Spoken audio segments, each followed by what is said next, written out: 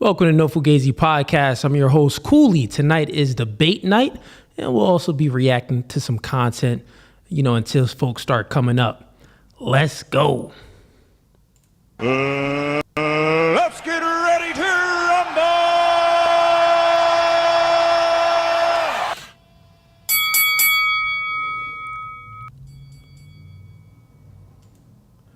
All right. So tonight is debate night, everyone. We are currently live on Instagram, Facebook, and YouTube. Actually, let me go ahead and make sure we are live on everything. Okay. All right. So now we should be live on Instagram, Facebook, and YouTube. Go ahead and put a 1 in the chat on YouTube if you can hear me properly. I was adjusting my audio, trying to give y'all that crispy, clean audio. We always got people in the chat complaining like, yo, sometimes I hear some static noise. I'm like, listen, man, I do the best I can out here, right? All right, so let's get into normal schedule programming.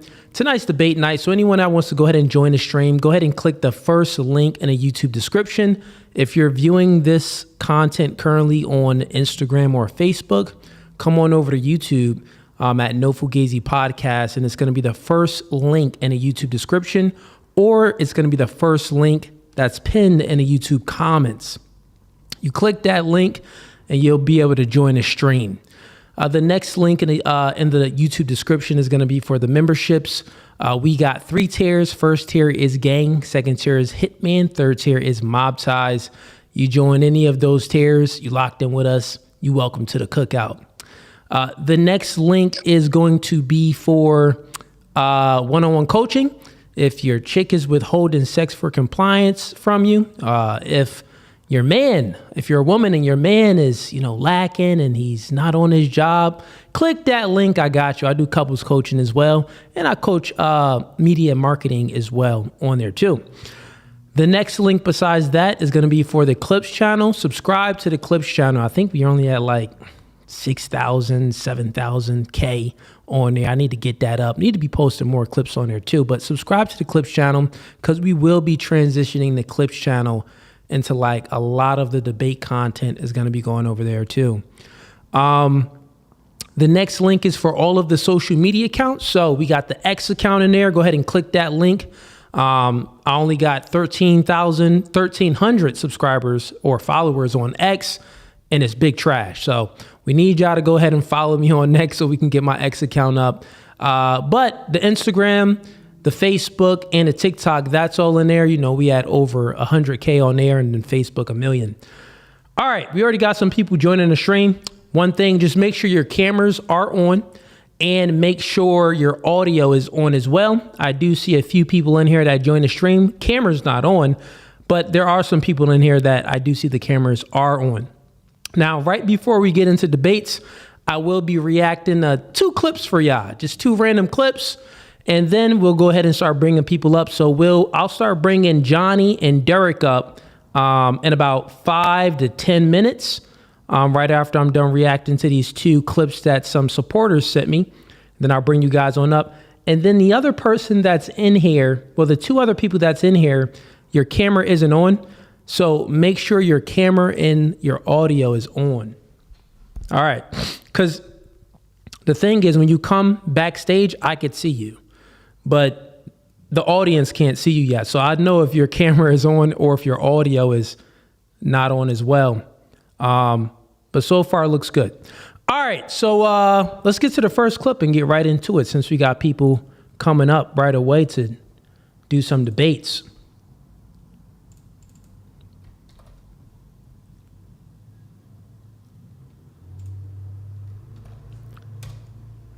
And I know y'all like the new studio, man. Y'all gotta love the new studio. Y'all gotta love it, man. It's got the American flag, got my plant over here. It's much bigger than the older studio. Okay, here we go. All right, let me just make sure this audio is on here. Looks good.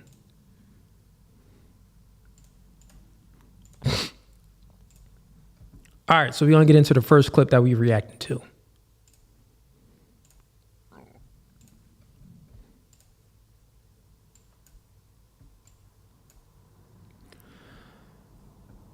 And I did not review any of these clips, so let's see what people sent. Hopefully they got no music in them. Excuse me, you work here? No, I was walking by and like I saw you. I'm like, she's pretty as fuck. So I just like had to come say what's up to you. What's your name? Madison. I'm Tez. Hell yeah. Hell yeah. You got like a chill vibe, like you just be coolin' and shit. Like what you be on? Like what you be on outside of work? Nothing. Nothing. So you're boring for real. You don't be. That's that young boy Riz, like what you be on, what you be. You got a cool vibe, you just chilling. So far, his Riz isn't bad. You know, Riz also goes as far as, you know, you look. Like if the chick is attracted to you, you really don't gotta have too much Riz. It's almost like less is more. Say a few words. Sure, she's already attracted to you. Get the number and keep it moving. But let's see what goes on here. Getting into shit. Let me get your number. You seem cool as fuck. Let me. Maybe we could kick it sometime. You have Snapchat. How old are you? Oh, she doesn't. Oh, she said, scratch her head. Oh, you have Snapchat? That gives red flags. She got something to hide. But she looks super young though too. It's maybe why she got Snapchat. Cause like who? You're okay. You're young as fuck. Cause like I don't. Okay, she's 21. Even be on Snapchat for real. But No, it's because I don't know. You probably wouldn't be okay. I have a boyfriend. I won't. Oh, wow. Yo, these chicks out here is harlots. Oh, whoremongers out here. Yo, this is wild. Like, she was like, you got Snapchat. She was like, you probably, you know, wouldn't be okay with it, but I got a boyfriend. He like, let's see what else he say. She for the streets, dog. Yo, if you, whoever her boyfriend is, I hope you already seen this and broke up with her. Wouldn't be okay. But in this day and age, he's probably a simp, and he's probably was like, she probably used some woman reverse psychology and was like, well, I wouldn't be giving nobody my Snapchat or talking to anybody if you was doing this and doing that. She would just flip it on the man, and then he's stupid. He'll be like, oh, okay, baby. Well, I'm sorry. So then he'll be the one that's apologizing, and she's the one that's actually cheating on him. It's crazy. Okay, I don't give a fuck. What he doesn't know won't hurt him. Like, I don't even be here. Put me on Snapchat. I don't even got it downloaded on my phone right now. Like, Okay, look, put it in your notes. My username. Download it. Make it. okay, but. Oh, she was really with it. Oh man, she done gave him directions to cheat. She was like, yeah, I really want to cheat. Let me actually give homie directions so he can hit me up so I can cheat on my man. That's wild. How she assist him with bagging her. You gotta say, he had the Riz. Not even a Riz, he must have looked the part.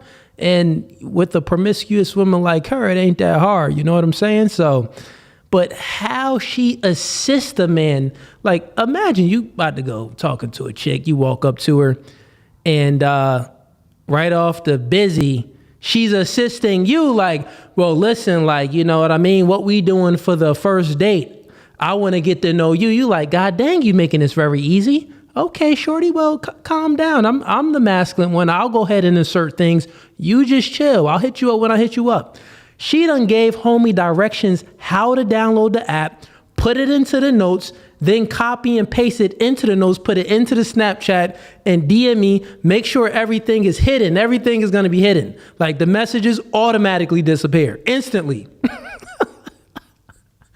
Yo, these little Jones be horse. Okay, on to the next clip. On to the next one. That was funny though. Whoever sent that in, that was a good one.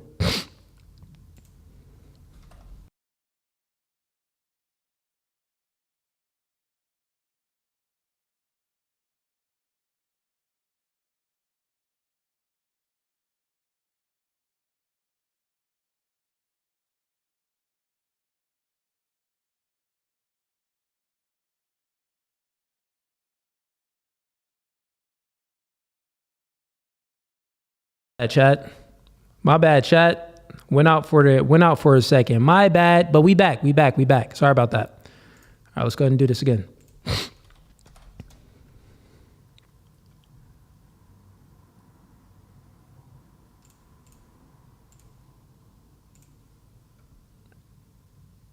All right. Here's the next clip.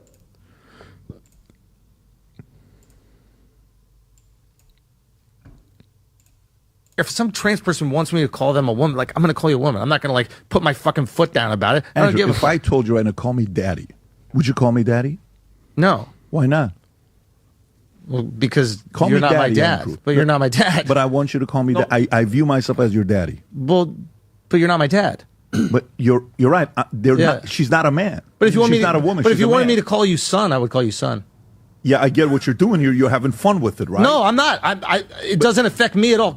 So, Andrew Schultz, comedian, he's not an intellectual, but not only, you don't have to be an intellectual to fall into the, to be so susceptible to fall into the trap of the woke mind virus and just, let me just go along to get along. These people want to be called, a man wants to be called a woman. Yeah, sure, I'll just go along to get along. I'll call you a woman. But Pat just reversed it on him. Okay, well, call me daddy. And the thing is, he said no, and he's fighting it right now is because daddy, it's like, oh, you trying to test my manhood? That's probably what he's thinking because he just said after that, well, why don't I call you son? He said, I'll call you son. Get what I'm saying there? But I've seen this clip actually before. I think Pat is going to check him even more. Calling you daddy insults my dad. Yeah, but calling you ma'am insults my intelligence. Insults science. Ah, look at his face. Look at his face. Gotcha. That's the gotcha moment. PBD done gave him the gotcha moment. Yeah, man.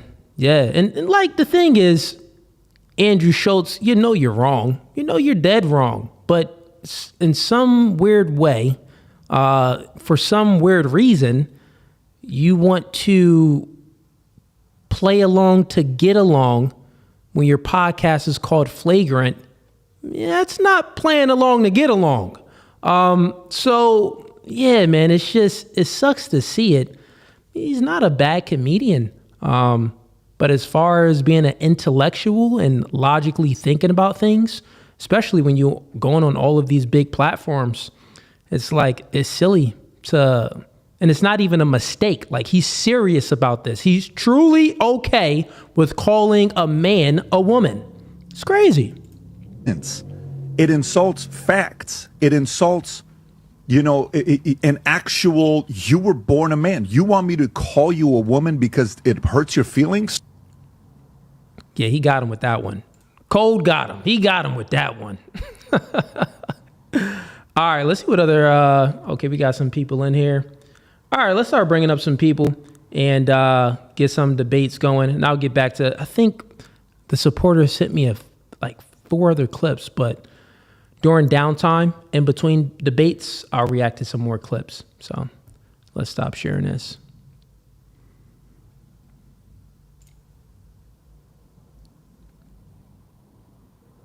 What? Yeah. Welcome to No Fugazee Podcast. State your name and where you're from.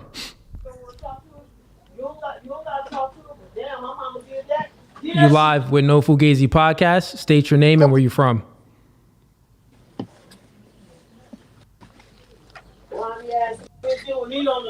You are live with the No Fugazee Podcast. Can you hear me? Okay, maybe he can't hear me. Let's get him up out of there. Let me go ahead and drop a note in the chat.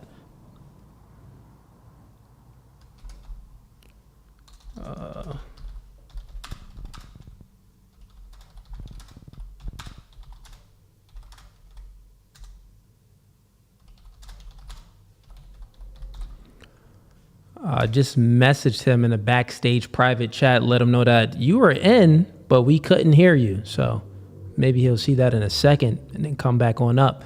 All right, let's get to some more clips. So we got some people in here currently right now backstage for debate night, but your camera and your audio is not on. Please make sure your camera and your audio is on, and I'll bring you on up.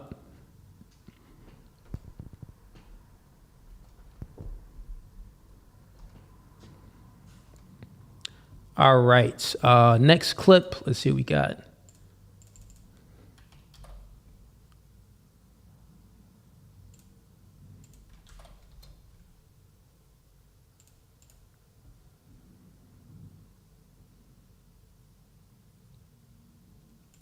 Okay, let's go ahead and play this one.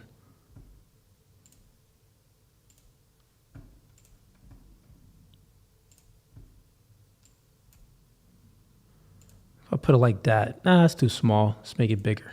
There we go. All right. For a little while. People kept asking me, what's going on with fuckboys? Why do I keep falling for fuckboys? There's Fuckboy Island. There's all this stuff. And I was like, why are people so addicted to fuckboys? And so there's this really interesting research from the psychologist B.F. Skinner, and it's a study with pigeons. So for the first pigeon, the pigeon is in a little cage with a lever. Every time that the pigeon presses the lever, food comes out. That's pigeon number 1. Then there's pigeon number 2. They're also in a cage with a lever. In the beginning, every time that they press the lever, food comes out. Okay, so now they're the same. But then the first pigeon, it stays the same. They press the lever, food comes out. And this is called the continuous reward schedule. The second pigeon, over time, the schedule changes. Sometimes when they press the lever, food comes out. Sometimes when they press it, it doesn't come out. Yo, she better not be saying all of this to explain why women like F-boys. It seems that she is. This is OD. And this is the thing with intelligence. Like, if it's very simple, the person that can simplify something that's could be complex is smarter than a person that makes something that's complex more complex. Like, why are you giving this example about some pigeons and stuff like that where it's very simple to break down, which I'll do in a second because you need help? Maybe it might take them 5 or 20 times of pressing it for the food to come out. And that's called the partial reward schedule. So with the first pigeon, once they turn off the food, the pigeon will press it a few more times, see there's no more food, and stop pressing it. The second pigeon, once they turn off the food, it will literally keep pressing the lever until it collapses from fatigue. And that's because the partial... Bro, she just bored. I'm know y'all bored in the chat. Please tell me if she's boring y'all. Like, what is she talking about? Why are you giving this weird example about some pigeons to explain something that's very, very simple to explain? Let's see how long this goes on for. Rewards. Whoever sent me this clip, why did you send me this? I got to start reviewing these clips beforehand. Schedule is so addictive. That's also how slot machines work. That's how gambling works. Sometimes I get what I want and sometimes I don't. So I want to keep trying and I want to keep trying. And that's what's happening with fuckboys. So you fat, obese chick.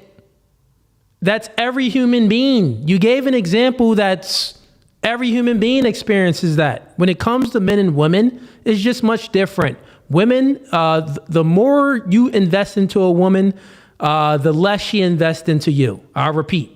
The more you invest into a woman and the more you're showing all of this interest and stuff, the less she'll invest into you, the less she'll show interest in you. It's very, very simple. You know why? It's because the difference between men and women, we don't care about thirsty behavior. A chick can be thirsty for us and is like, this is cool because we barely have that happen anyway, right? A woman, they actually get repulsed by men's thirsty behavior, by men showing so much attention. They get repulsed by it. And when you peel back the layer, forget the dumb stuff that she was saying. When you peel back the layer, women look for security, protection, and providing. The man that's up her butt, that's giving her a lot of attention, if you peel back the layer, it expresses that, well, why are you all up my butt? Don't you have other things better to do? Rather than to, be all up on me, shouldn't you be out there grinding and making money? So the man that's busy, actually busy, has a life and things that he's dedicated to pursuing and goals that he needs to accomplish, and he's disciplined. Well, guess what? When the woman sees that he's not really worried about her so much, right? It becomes like, oh, well, what's up? How are you? Like, for example, I always ask the chicks on the podcast, guy A or guy B? Guy A, he sends you a DM. He says, hey, beautiful, how are you? And that's it. He leaves it like that. Guy B, he sends you a DM. He's like, hey, beautiful, how are you? A few minutes go by and you don't see it. You don't reply. A few minutes go by and he says, yo, he comments on a picture. He reacts to another picture and then he sends another message. Who's more attractive? Now, they both look the same. Both men are equally physically attractive, but off of their interactions with DMing you, who's more attractive? Every woman on the panel says guy A. You know why? It's because less is more, nigga. Less is more. This chick is stupid. She could have explained that in 2 seconds, but she really doesn't know because the cold cuts are sinking out her pores. So she's like, well, I read this in the off the Animal Channel. That's why she's freaking talking about pigeons. Well, I read this off the Animal Channel and it seems interesting. Well, I guess this is a correlation to how men, like how these F-boys are always, you know, like why I'm attracted to F-boys. No, silly. No, silly, you're attracted to the F-boys is because one, every human being, when you really want something and you can't get it, it kind of makes you fight for it a little bit more. And guess what? The women, the guys that you call the F-boys, well, those guys, you ain't their first option. They got other options, silly. They got other options. You're in sex zone, just like you put guys in friend zone, right? You put guys in friend zone. And you're not worried about those guys' feelings. You're not empathetic to how they feel. Guess what? This guy that you're calling an F-boy, he just has your fat behind in sex zone. And he shouldn't even have you in sex zone. He should have you in the weight room zone. Get in the gym and lose some weight. God dang. I can't react to this anymore. She's unintelligent and big. It's a double negative. All right, let's go. Who else we got in here? All right, let's bring up some more people. Let's try this guy again, and then we'll bring up Quinton. Welcome to No Fugazee podcast. State your name and where you're from. Can you hear me? You're live. You are live. Oh, good, bro. I'm just listening to that's it. I'm busy, right? I'm working. Go ahead, do your stuff. You clicked the wrong link, man. Go to YouTube. Go to YouTube. Give me some views. All right, let's bring up the next guy. Welcome to No Fugazee podcast. State your name and where you're from. Quinton from North Carolina. Quinton, what are you here to debate about? I just, one of the biggest situations that I seem to find in this world that's really important is men and child support. I think that it's something that can be a really big debate. Okay. Do you agree that men should be on child support? What's your stance on child support? It may not be a debate if we have the same stance. Okay, so my stance would be, and I agree with you, and I don't know your opinion on it. My agreement would be that men should not necessarily be on child support. I think it's more intact of those men who aren't there for their children. Okay, so the men that are their children, they shouldn't be on child support. I agree with that wholeheartedly. Okay, yeah, I don't have any disagreements there. Yeah, no disagreements.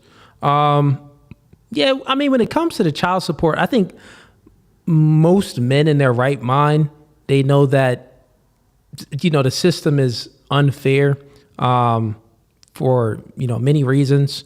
How, you know, a woman can just put a man on child support, but the nigga live right down the street and he sees his kid all the time and takes care of his kid. It's like, well, we already got things arranged here. Why do we need a government system in place, a court order for, you know, me to make these payments? Like, if the man is close and he's doing his thing and he's taking care of the child, I think that, I mean, you could go to court, but I think the court should be like, well, lady, if he's like slacking as a dad, come back. You get what I'm saying? Like, lady, if he's slacking as a dad and he's like never around and he never supports the child or give anything or takes him and stuff like that, yeah, then come back. But if he's taking care of his child, you don't need to be on any child support. What are you doing with this money? Like, the judges need to be a little bit more logical. So yeah, man, I think our opinions align on that. I sit at with it too.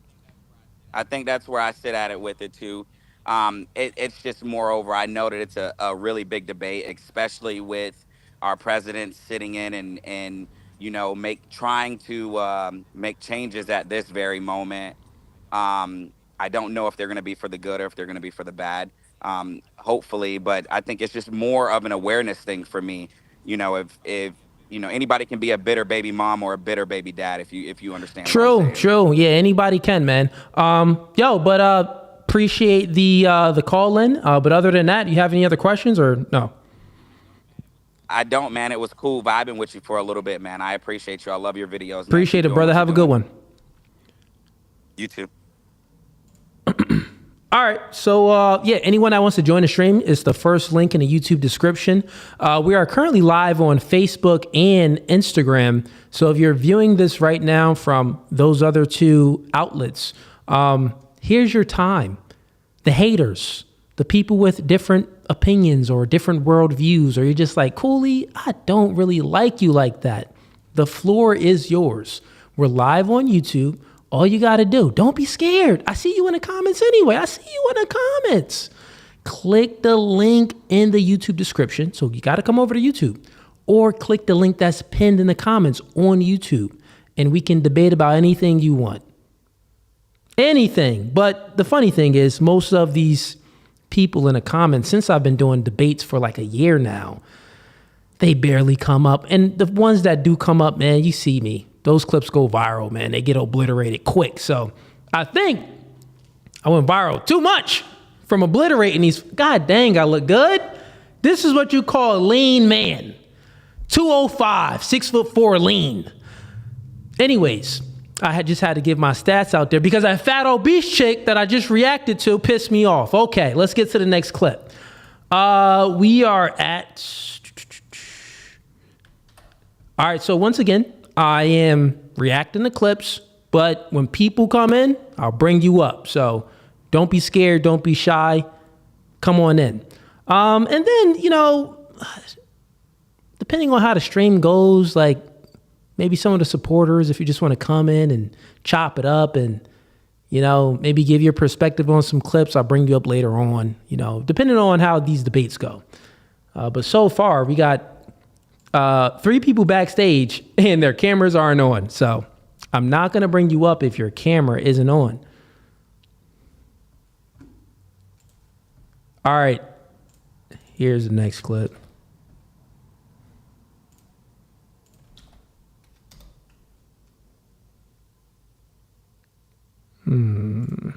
Okay.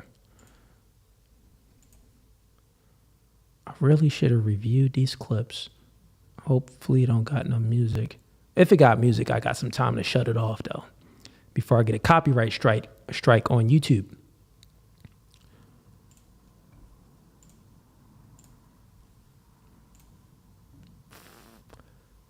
All right, so we got, what are the benefits of being a stepfather?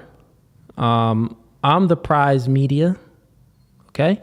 All right. Well, let's click this and see what's going on here. And that is off the table. I just want to know, what benefit would I get for being a stepfather? Would a man be wrong for asking a woman that? I think it's a loaded question, because why are you asking me that? I feel like as a man, you should know what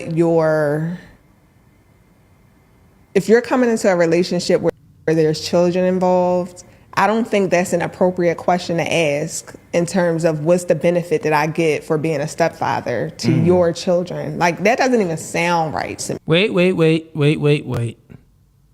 You said those is not his children biologically. And I have kids that isn't mine that I take care of. So I'm the perfect one to react to this video. Whoever sent me this, good job. One, I could already tell you off the bat, there's not a benefit that you get for taking care of kids that isn't yours. It isn't a benefit. It's a sacrifice that you make. So this dumb woman, who is a single mom, She says, I don't even think that that's an appropriate question to ask, right? Now, if you have no kids as a man, it ain't no benefit. It's only sacrifices and it's a full L. Personally speaking, I, had a kid and she had children. So it just tend to work out a little bit good in my personal situation. But that's much different. What this woman is saying here, she's like being so like, it's like how she has the nerve to say, like, that's not even a question. Like, I'm offended that you're even, let's keep playing it. She pissing me off already. No, because I'm gonna look at you like you're crazy. Okay. Because yeah, told you she was pissing me off for a reason. So if a man even asked that question, she's looking at the man like he's crazy. Well, no, like when a man comes in a relationship, generally speaking, women expect a man to protect and to provide. So if he's coming in and you have children, well, guess what? And he has no children. Like, you're not nurturing any of his kids or anything. You're not doing any, duties to help out his child, that, stuff like that. So he has to take on the burden of taking care of you and kids from someone else. It's like, let's keep going.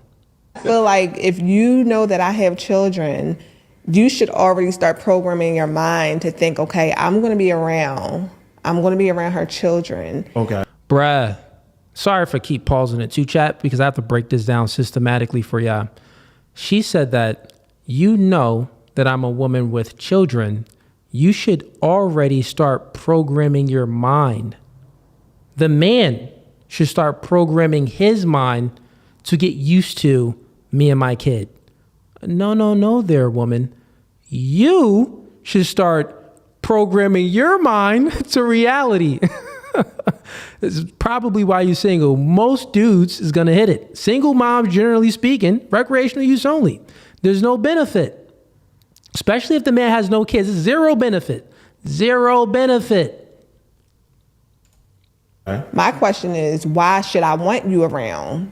What benefits do we get from having you around? Bro, she's delusional. This is what you're witnessing here is a woman with an overinflated ego.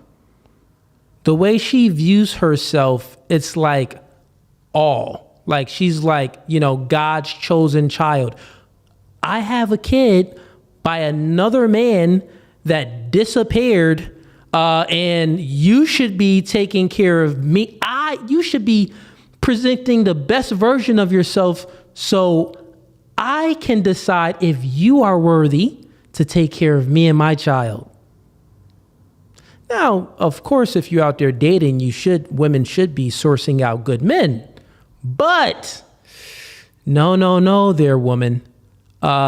You should be doing the most to show that nigga that, listen, me and my kid, we ain't baggage. You don't got to worry about, you don't got to feed him. Oh, I got him, already fed him. Listen, when y'all go out on dates, feed your little nigga before you go out, so your man doesn't have to feed you and him.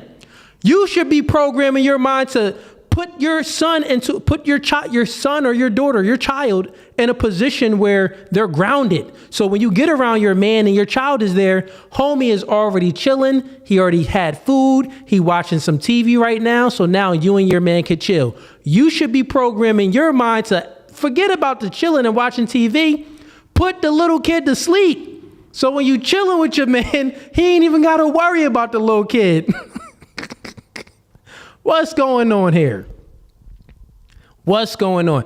And this is why there's no benefit. If you don't have a child and you're talking to a woman, or you're like dating a woman with children or a child, yeah, man, it's there's no upside. It's only downside. It's a sacrifice that you'll have to make. So yeah, I mean, if you want to be like Joseph, he was a righteous man, but I mean, we ain't living in them times right now, and her baby ain't Jesus. Her little rascal ain't Jesus. The way she look, you gonna be raising a Tyshawn, some little nigga that cuss that's probably mad strong already. You gotta wrestle him like, dang, Lonnie, strong. You only 8 years old, little homie. Let's keep going. So that's what I would need to know. Like, what are my children going to see in you? What are my children going to learn from you? Okay. Those are the questions. So if you're saying what benefit do you have from being a stepfather to my children, I'm going to ask you, why are you even asking that question? Okay. Not saying she gonna be single forever. She's single forever, bro. With that mentality, she is single forever. Or she's just gonna like settle with some simp, like some dude that, you know, she runs the relationship, and but that's all she's going to be able to attract and maintain and retain, because, you know, guys that's masculine with options, that has kids or has no kids, they just not taking that chick seriously with that attitude that she has. Let's go on to the next clip. Good clip though. Okay, we got a lot of people in here. Let's bring some people up for debates. Let's go ahead and stop sharing that. All right, I don't know who came in first, so we're just gonna go. Okay, it shows me who came in first. Welcome to No Fugazee Podcast. State your name and where you're from. I can't hear you. No audio. My name is Marlo That's Richardson. good. I'm from North Carolina, but I'm living in Texas. What's going on, man? What are you here to debate about? I'm not really here to debate. I'm just here to give you your praise and your flowers. I appreciate everything you saying and you doing to sticking up for men who either can't or won't say what needs to be said, brother. And I appreciate you for that. I enjoy your content. I watch you every day. Yo, man, I appreciate the kind words, man. But have a blessed one, man. I want to bring some people up for the debate, but I appreciate the support. I really do. All right, say less, brother. You take care. Have a good one, man. All right, let's get okay. Welcome to No Fugazi Podcast. State your name and where you're from. Barzia, and I'm from North Carolina too, but actually I'm in California right now. Okay, cool. And what are you here to debate about? I really don't like to debate, if I'm being honest, but I've been watching. I mean, for this is debate night, man. I get it. I know. But I do like the format. I like the whole layout. I like discussing with logic. I like this. You know, I am under the influence of Israelite knowledge, as you would say it or put it like that. I don't know. I don't really fall up under a doctrine though. And really, like I said, I just kind of like stay in the back and listen and learn. But only thing I wanted to address, and it's been like for a minute, is the free will aspect. It's actually this in another topic, if we have time. But okay, well, yeah, let's get to the free will, and let's get to the next topic.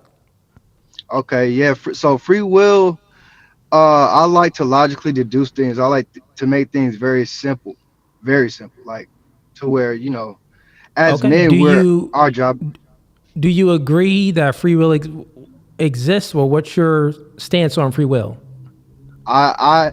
So I believe that there's a creator, a most high being, right? Yeah. I don't believe that we have free will. I believe we have an illusion of free will. Okay, and what's your definition of free will? The ability to dictate any outcome or force any type of narrative. You know, we can't dictate anything. We're just role players. Okay. I mean, that definition, that doesn't fit the normal definition of free will, the ability to dictate any outcome. My stance on free will and my definition of free will, and you can Google it as well, is the ability to make choice. So free to make choice, meaning that you're not.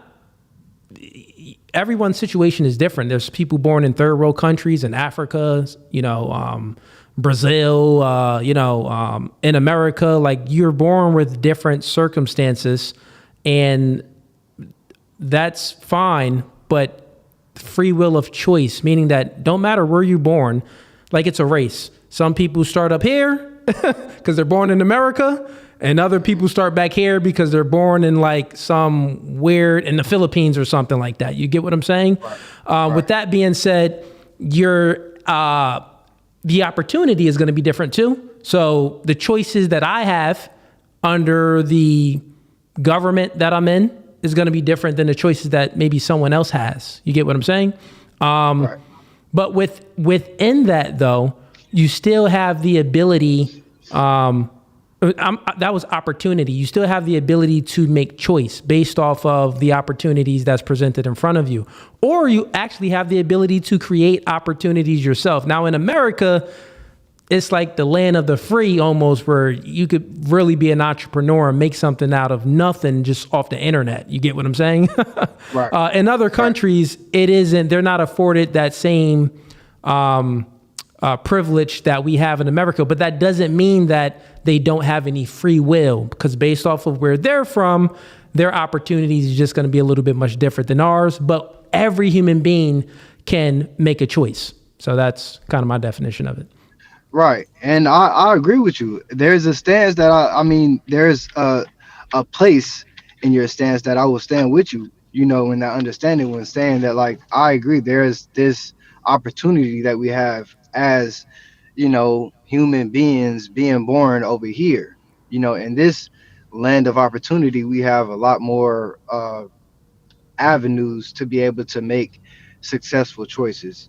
We're more, you get what I'm saying? We're more, we're not so confined. So I agree with that. I just think that it's an illusion, and this is where it gets deep, or whatever you would say. But I just, looking at it and understanding the Bible, understanding life and I really like to, and I love to understand. I love to be wrong because I love to understand.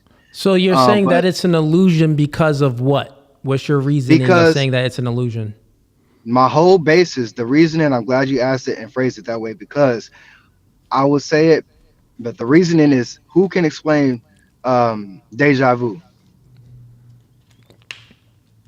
You said, who can explain it? I can explain it for you right now. I don't even got to read the definition of it. No, not the experience of deja vu. Oh, well, that's what you want. That's no, you explain it.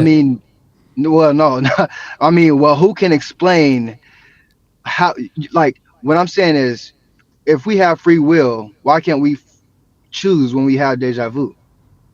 Or when the deja vu. You get what I'm saying? Listen to me now. Hold up. What's your definition of deja vu? When you dream of something, or you've seen something before and you experience it. You've seen it before in the past, maybe years ago, or maybe last week. You had a dream about something, and then you're experiencing it today, and you're like, hold on, wait. I know, I knew you was about to say that. I knew this person was about to throw on this jacket or whatever you seeing, and you're like, I knew that was about to happen. But then it just fades away, and you're like, why am I not able to control it? You get what I'm saying? There's no one can explain that. And everybody has experienced deja vu. Yeah, but like, all right, so let me explain deja vu then to you. So deja vu, my experience of it would be, it feels like I think I seen this or witnessed this before, or I had this small little experience before. But that's the problem with perception, because we all perceive things differently. So it's like, that's the problem with perception. And then also the difference between when we're dreaming and then when we're, actually fully conscious. You get what I'm saying? Like fully aware. So, and then it's like that middle ground almost, where you can have a dream and the dream can be predicting. A lot of people have dreams where, like, you're almost planning out your day or predicting the things that could possibly happen, because you already have things planned. For example, say you got your brother coming over at 5.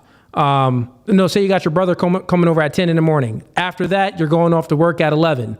Then you always see these same people because it's routine. You always see these same people, so it's routine.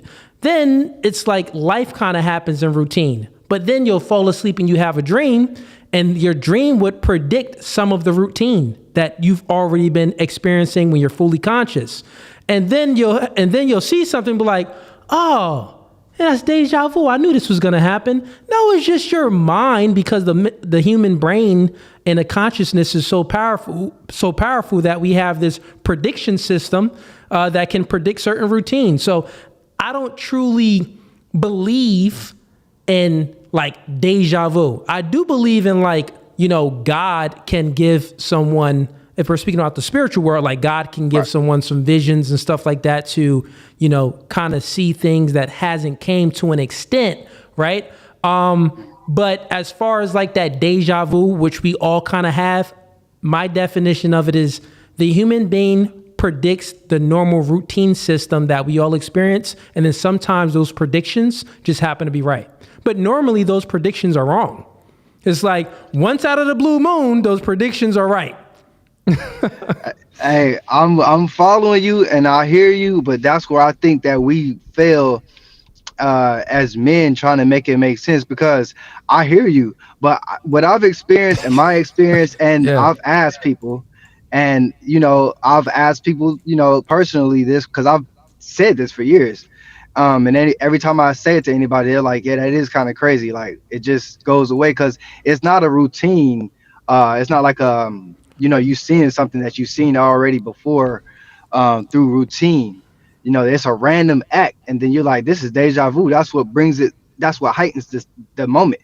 You're like, whoa, how did I know that? How did that was random. Okay, so in regards to your free will, you're saying that you don't believe in free wills because of deja vu.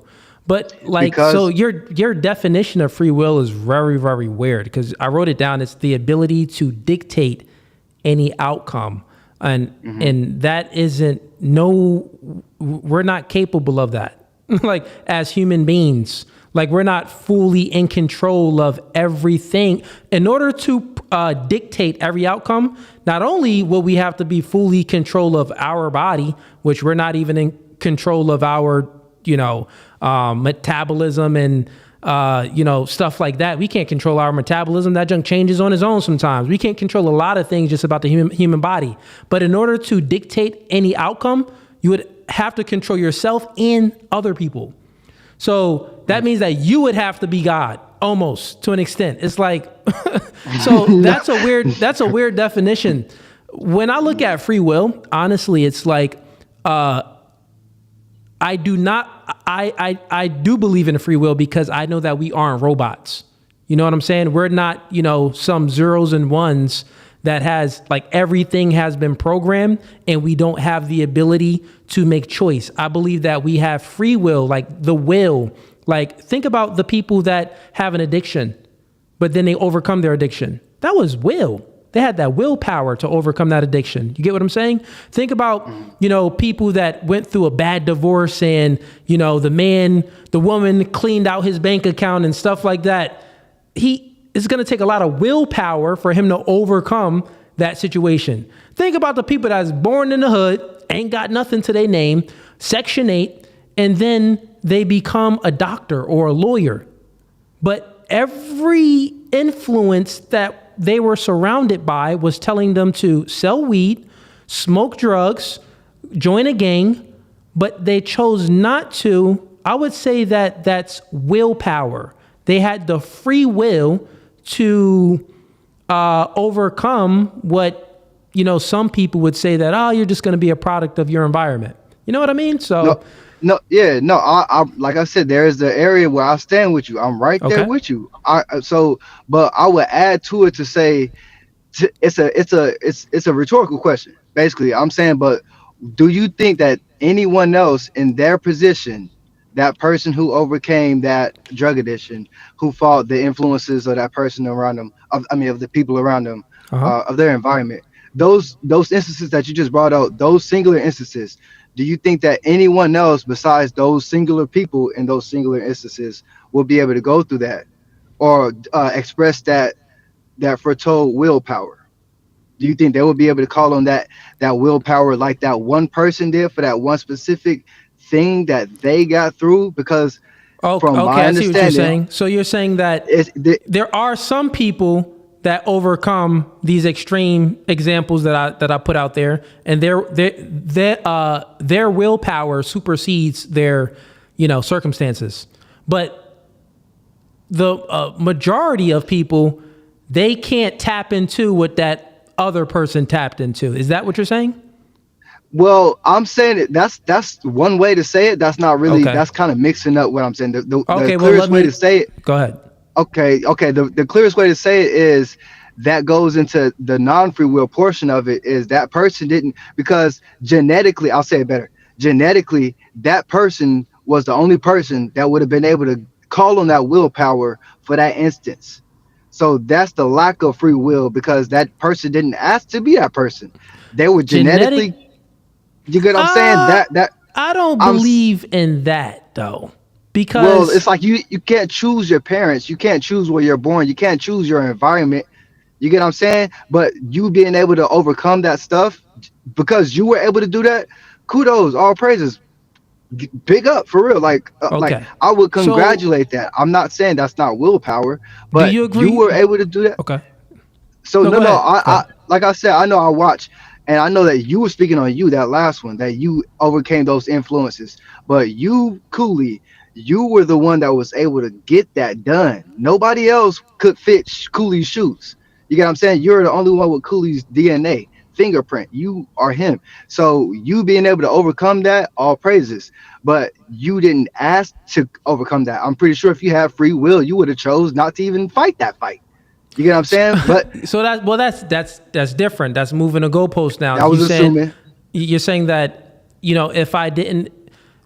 if you didn't have free will, you would have chosen not to even pick that fight. That's much different. Remember, the world doesn't owe us understanding. The world is an unfair place. The world is a dangerous place.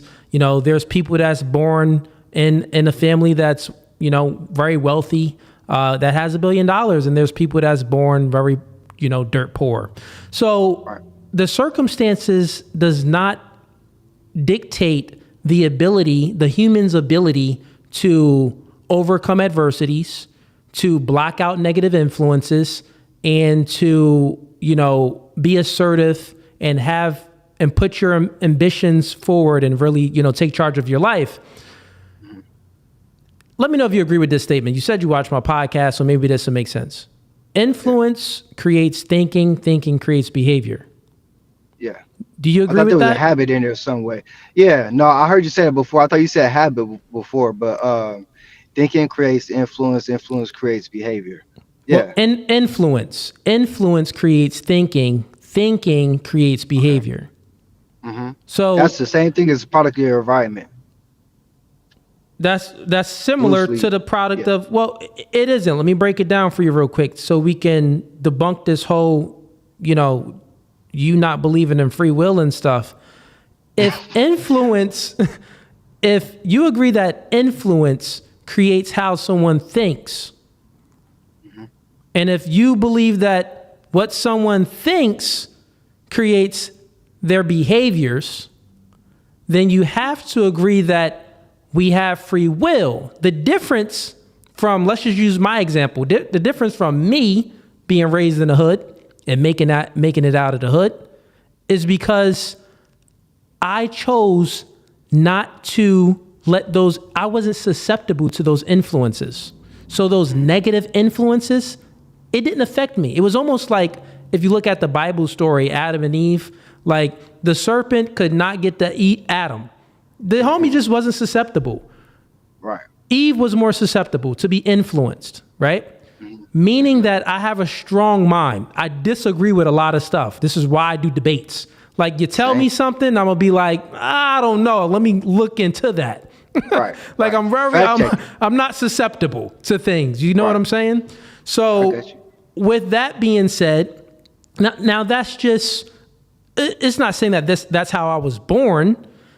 That's perception. That's how I perceive life.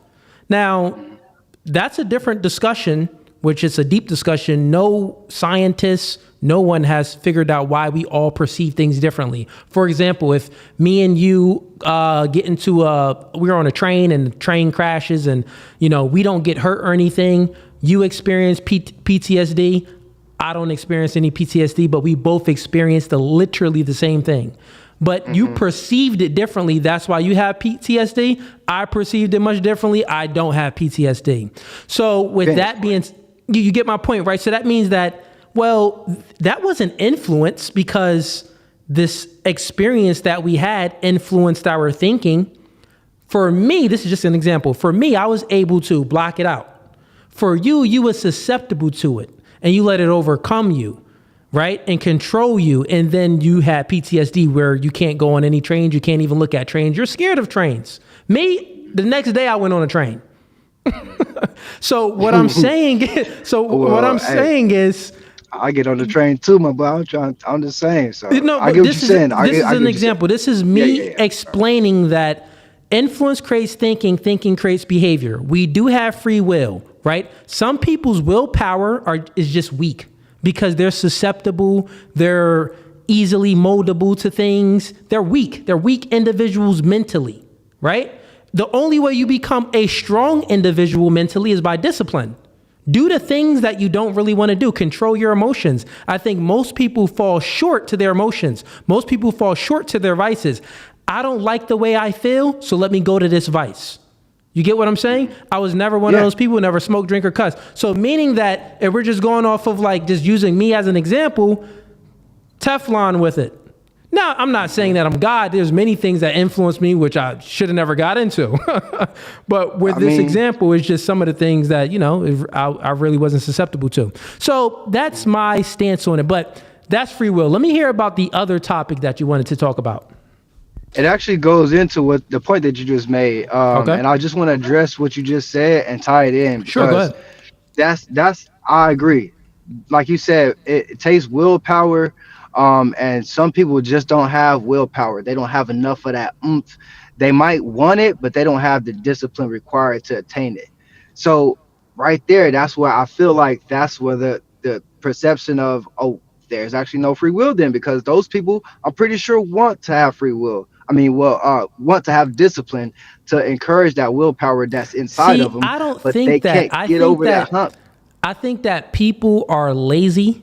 And I think that people get comfortable. I agree. So I agree. The fact that we don't choose our personality traits.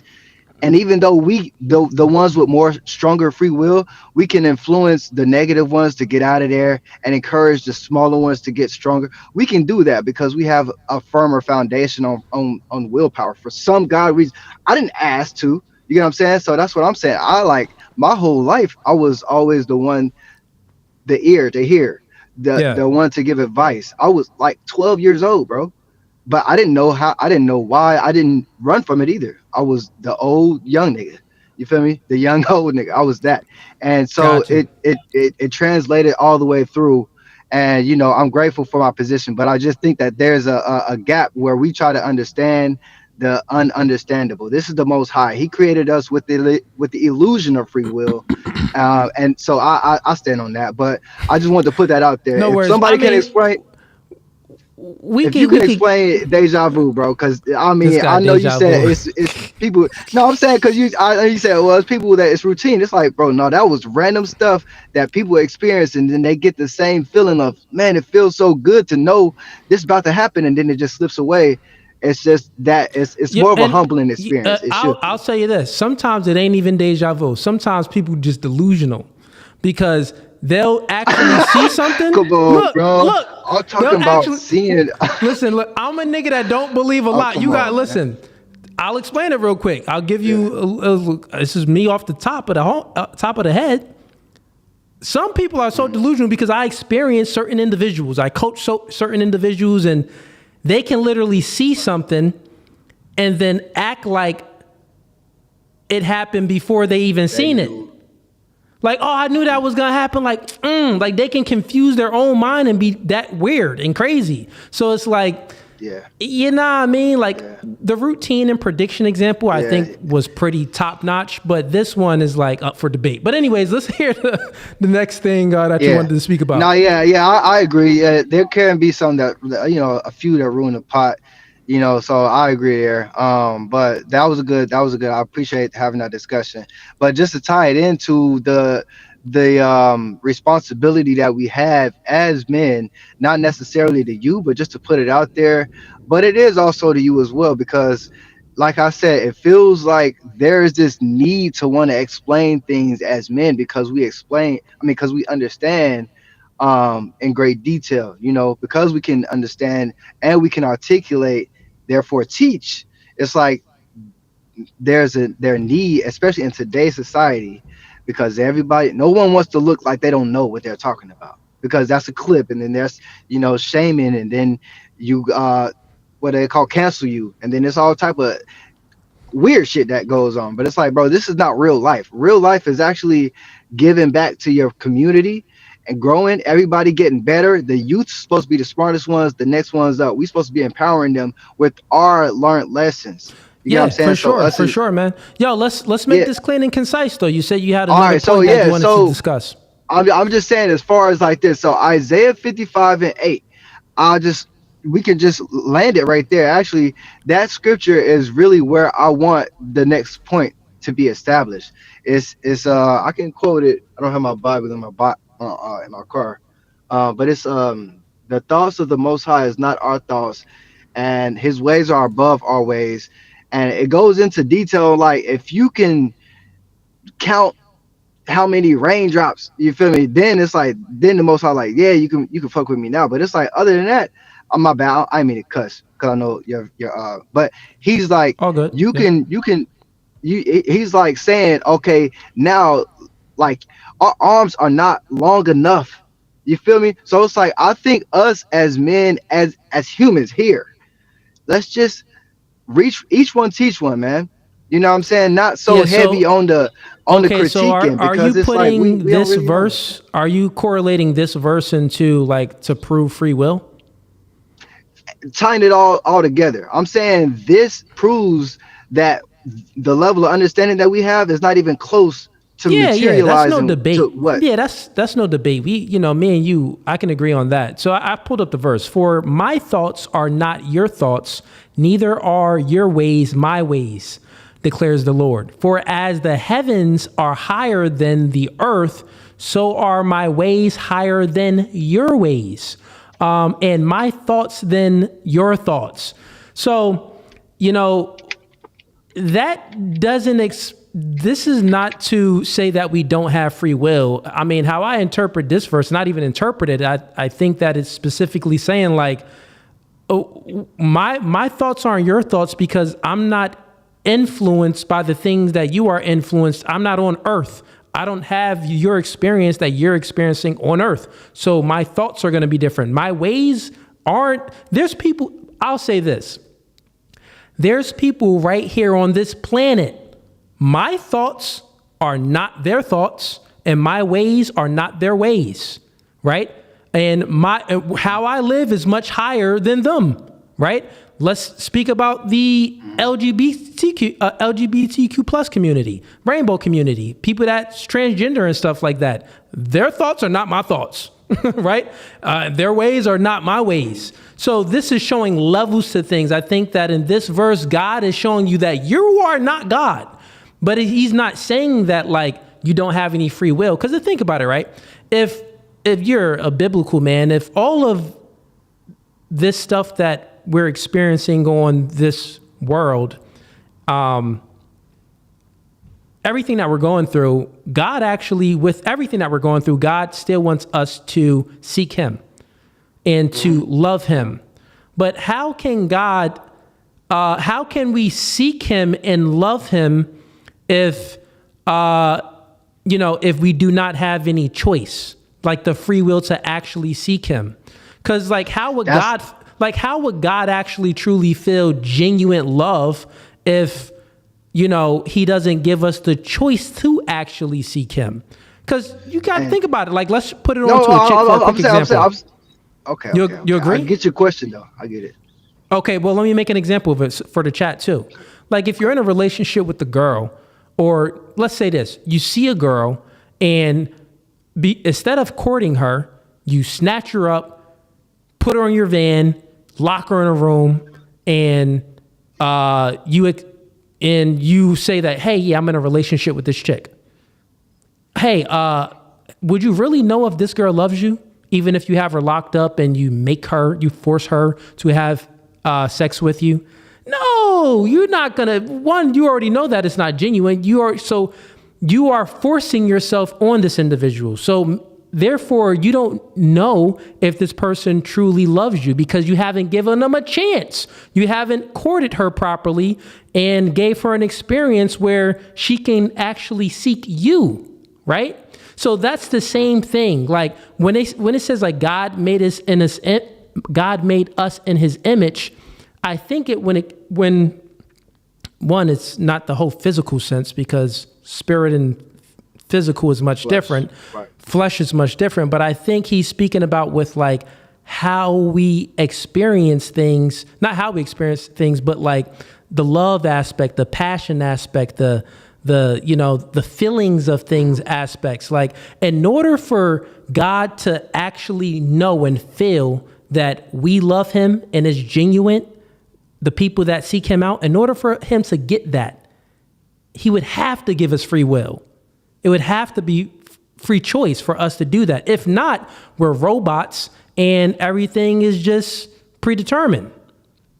And that's what the Bible says, though. There's so many scriptures that support that, and I don't want to just force that narrative. I really want to meet you where you are at, because that's what I like to do is listen. I listen very attentively, and like I'm listening, and then it gets to the point where you're like, well, here I think this is saying this, and well, why would God? And the reasoning aspect, you want to push me to the that area of the conversation. I'm there. I wouldn't go there with you because I would advise. You said magically? No. Does it logically make sense? Oh, no.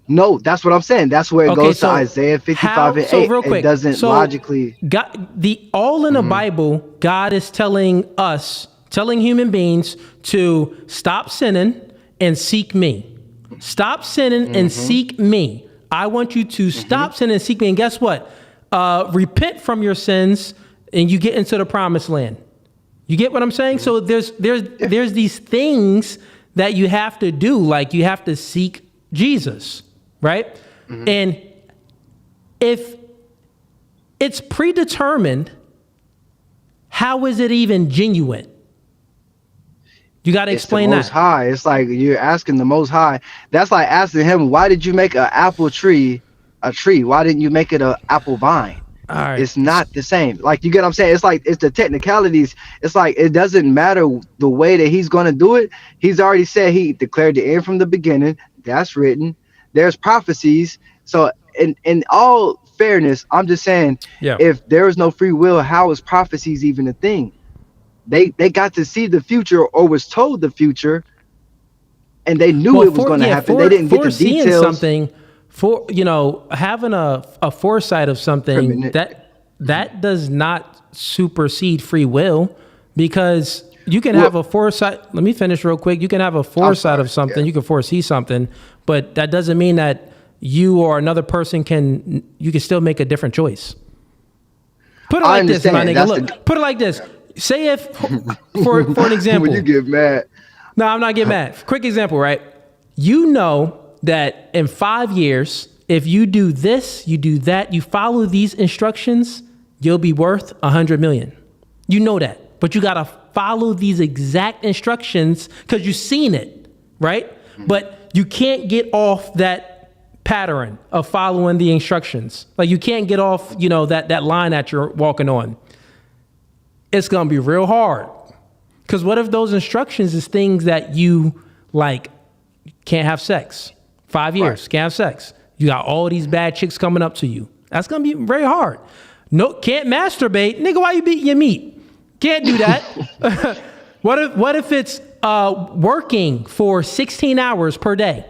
Because you got to be dedicated to this certain task, because that's how you actually make the 100 million, the funds. And you know this, but 16 hours. So like you do it for the first month, you do it maybe for even the first year and a half, but somewhere, some way you fall off your path. You get what I'm saying? It's like, I say all of that to say, niggas choose their damnation. People make the wrong choices in life. That's why they don't get the things that they want. And the Bible also says that, but also the Bible says that he made some to honor and some to dishonor. So it's like, it's just a confused, it's not going to make sense for us to logically make the Most High make sense. But everyone sins though. Everyone sins. But listen, man, good discussion. No. I'm saying, no, I understand that. I'm saying that what the Bible says. The Bible says that there were vessels chosen to honor and vessels created to dishonor. So meaning that there are some people that just won't get back on the horse. They can't get it in them. They can't muster up the strength. But there's other people, some that are created to honor, that will always fight to get back up, even when they fall. Even in that circumstance that you got, they might get to the four-year mark, 11-month, at 28th day. But and on the I get what you're saying, but that's not a verse in the Bible that's proving something that's predetermined. That's a verse in the Bible that's just expressing the reality of life, human nature. Like some people just have it in them because they're mentally, strong to block out negative influences, and they're very disciplined and they push through. There's other people, they want to be comfortable and they lazy. That's just human nature. I think that in that verse, they're just explaining the reality of life. But listen, man, good conversation, man. I appreciate the convo. Likewise. And the good questions too. But listen, man, I'm going to let you go and bring up some more people. Do you normally watch? Peace, you said you do watch this podcast, right? Yeah. I'll be tapped in. Word. Keep doing your thing, man. I appreciate you. And keep supporting, man. I appreciate the new layout it. Was fire too. I like that suit. I appreciate the jacket. You had the jacket. All right, brother. Have a blessed one, man. Fire. Appreciate it. All right, y'all. Peace. All right, let's bring up some more people here. Welcome to No Fugazee Podcast. State your name, where you're from. My name is Amari. I'm from Michigan. All right, Amari, and what you here to debate about? I was listening to the conversation. I wanted to touch base on the deja vu topic. Real briefly. I should have probably kept him in then. It's like real briefly, like all right, it's go really ahead. getting to the root of everything. So it's really debate of God. So to not believe in deja vu is also kind of attributed to not believe in the spiritual or the unknown of what God can do and all that type of things. Because the deja vu is kind of like, it's something that pops up into your brain, into your consciousness, and it appears as if it's from a previous life. It's not I've done this specific task, like I'm at work and I've done this like yesterday type of days. It's like I feel as if this place is, I've been here previously in another life. Yeah, I get that. I agree. And when I was explaining it, I was saying that because I believe in deja vu, not saying that I don't believe in it. I was explaining that most people that think that they had deja vu, it's just that their consciousness has a prediction system and their life is always on a routine. So their consciousness is always just predicting the routine. Sometimes the consciousness gets the prediction right. Sometimes it doesn't. And they mistake it as deja vu. Well, definitely. And then to fast forward off that, free will. We have to go back to the root of God and what God is, right? God created everything, man, animal, earth, planet, stars, etc., right? So in order for God to create you and God to be what religion says is all-knowing, they say God is all-knowing, all-powerful, I'm the omniscient, opponent, whatever, right? So when God created you, God knew exactly what he was doing. He knew your smile, your teeth, your eyes, whether you have two hands or not, God created you.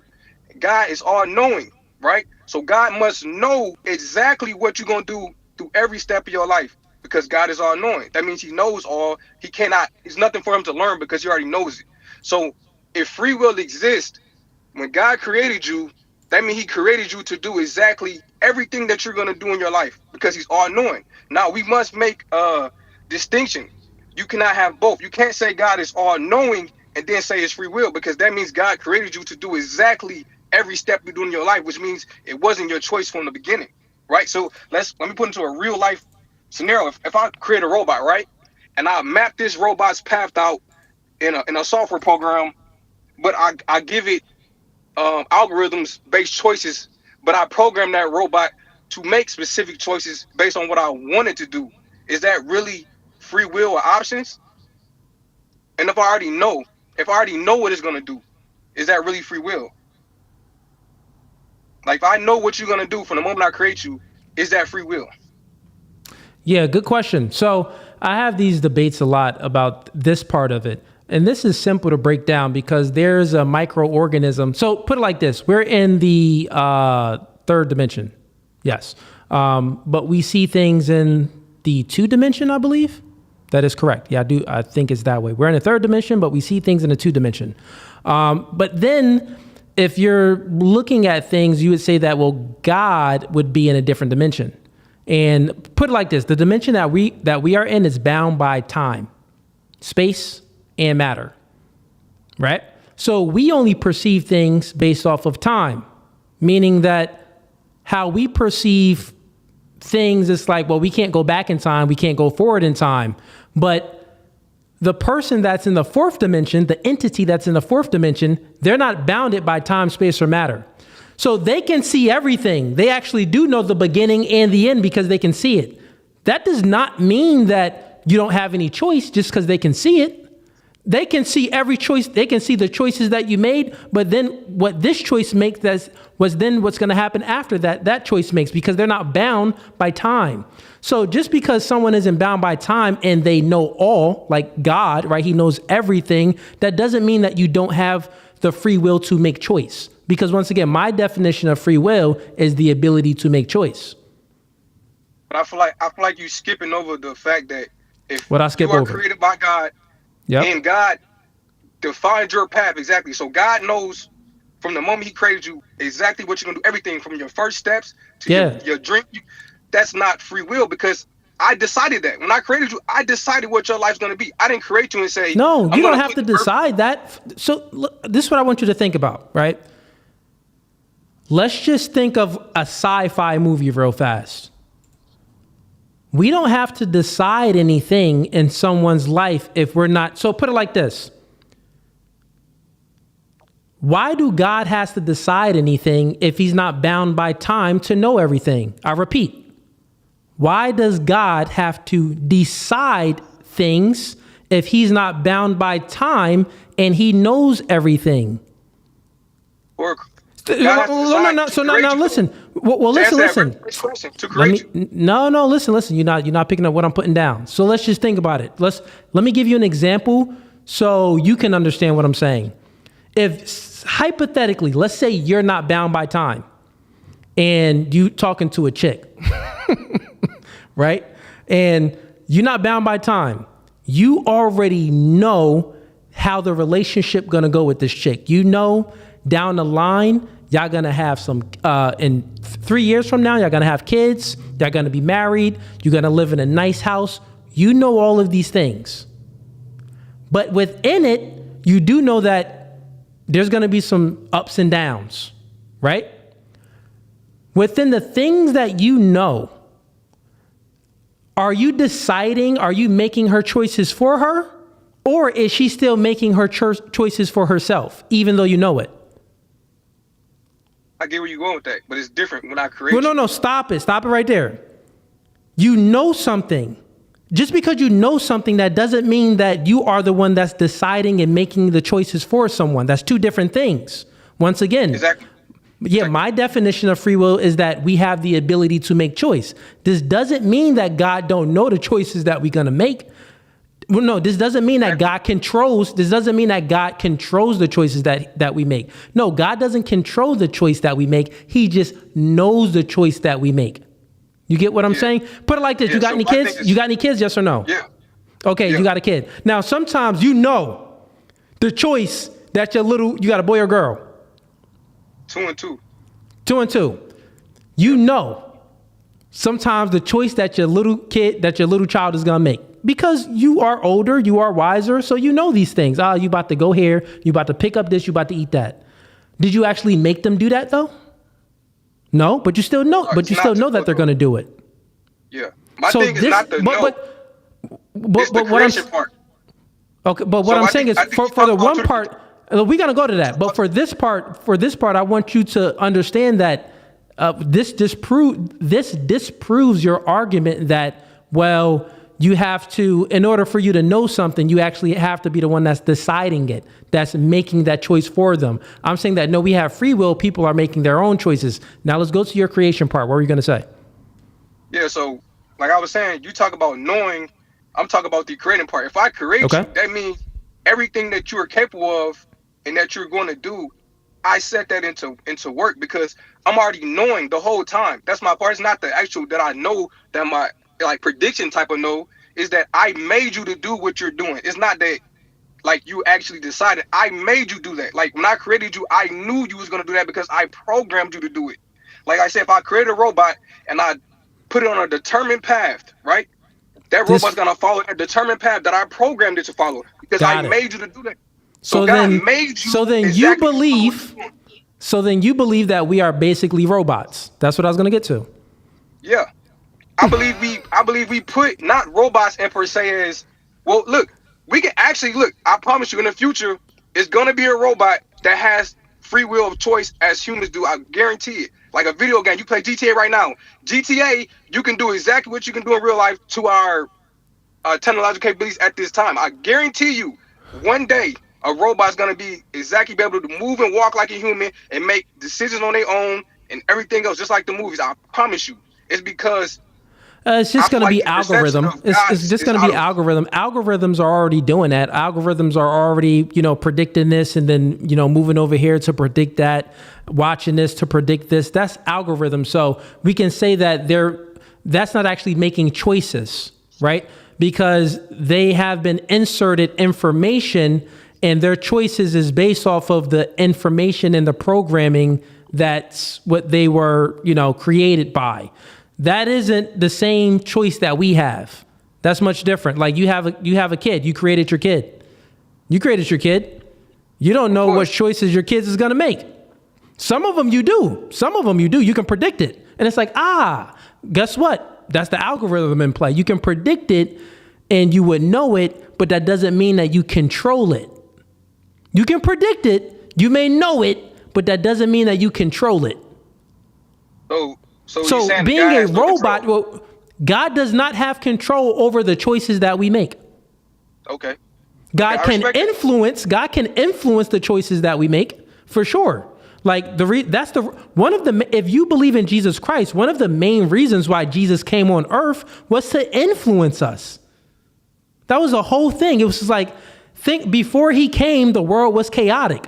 Before, the Moses days, it was very chaotic during the Noah days where the giants was roaming the earth, right? So God was there and witnessed human beings and seeing how we kept falling short because we didn't have like this direct influence. So it's like, you know what? I've been in the sky somewhere in heaven, that's not bound by time, space, and matter. I'm in another dimension. I'm going to come in human flesh form and be the ultimate influence. And the influence is very simple. Follow my way. Seek Jesus. Repent for your sins. Meaning that we still have the choice to do that. But good convo, man. I like you. Anything else you got from me, though, brother? I want to get some more people up. No, I was just saying I appreciate the admitting that God doesn't control our actions as humans because it I don't think that.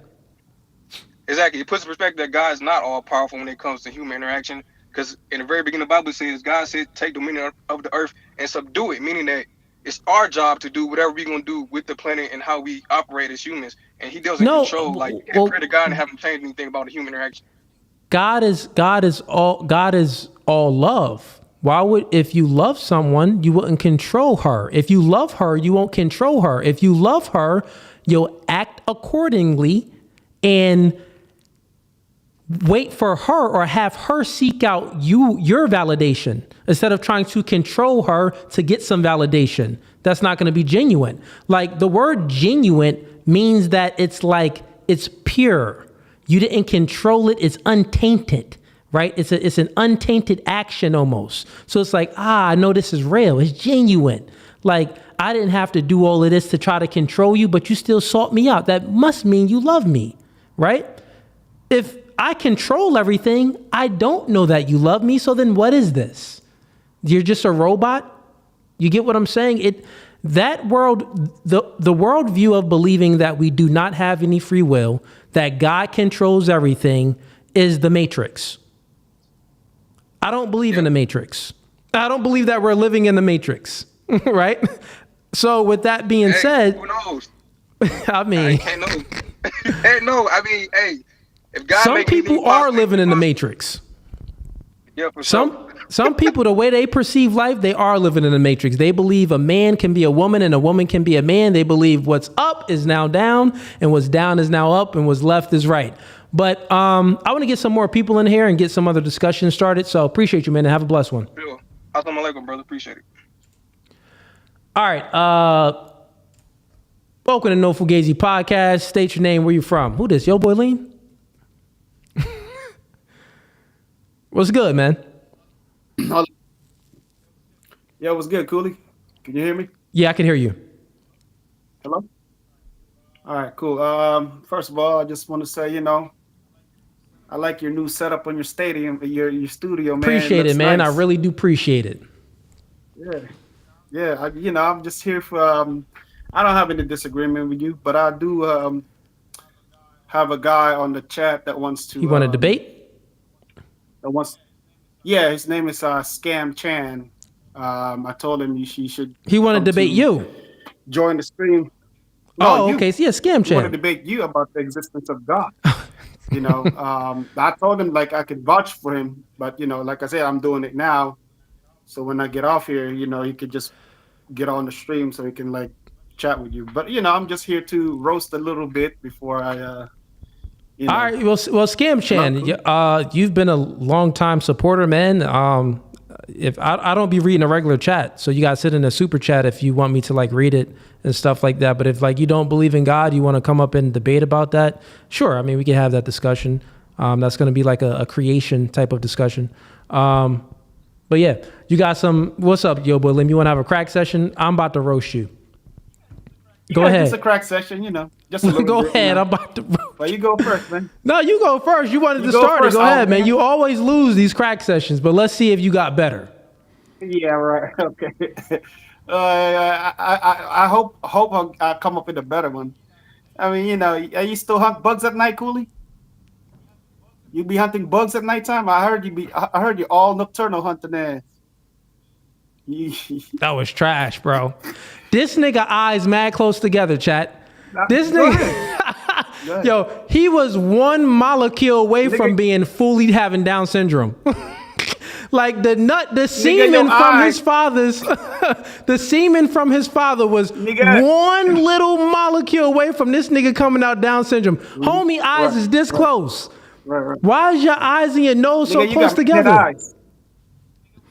Nigga, when you lie, your eyes expand, nigga. Hey, I heard, man. So they said you killed the nigga in the staring contest. That's why you went to jail for aggravated assault.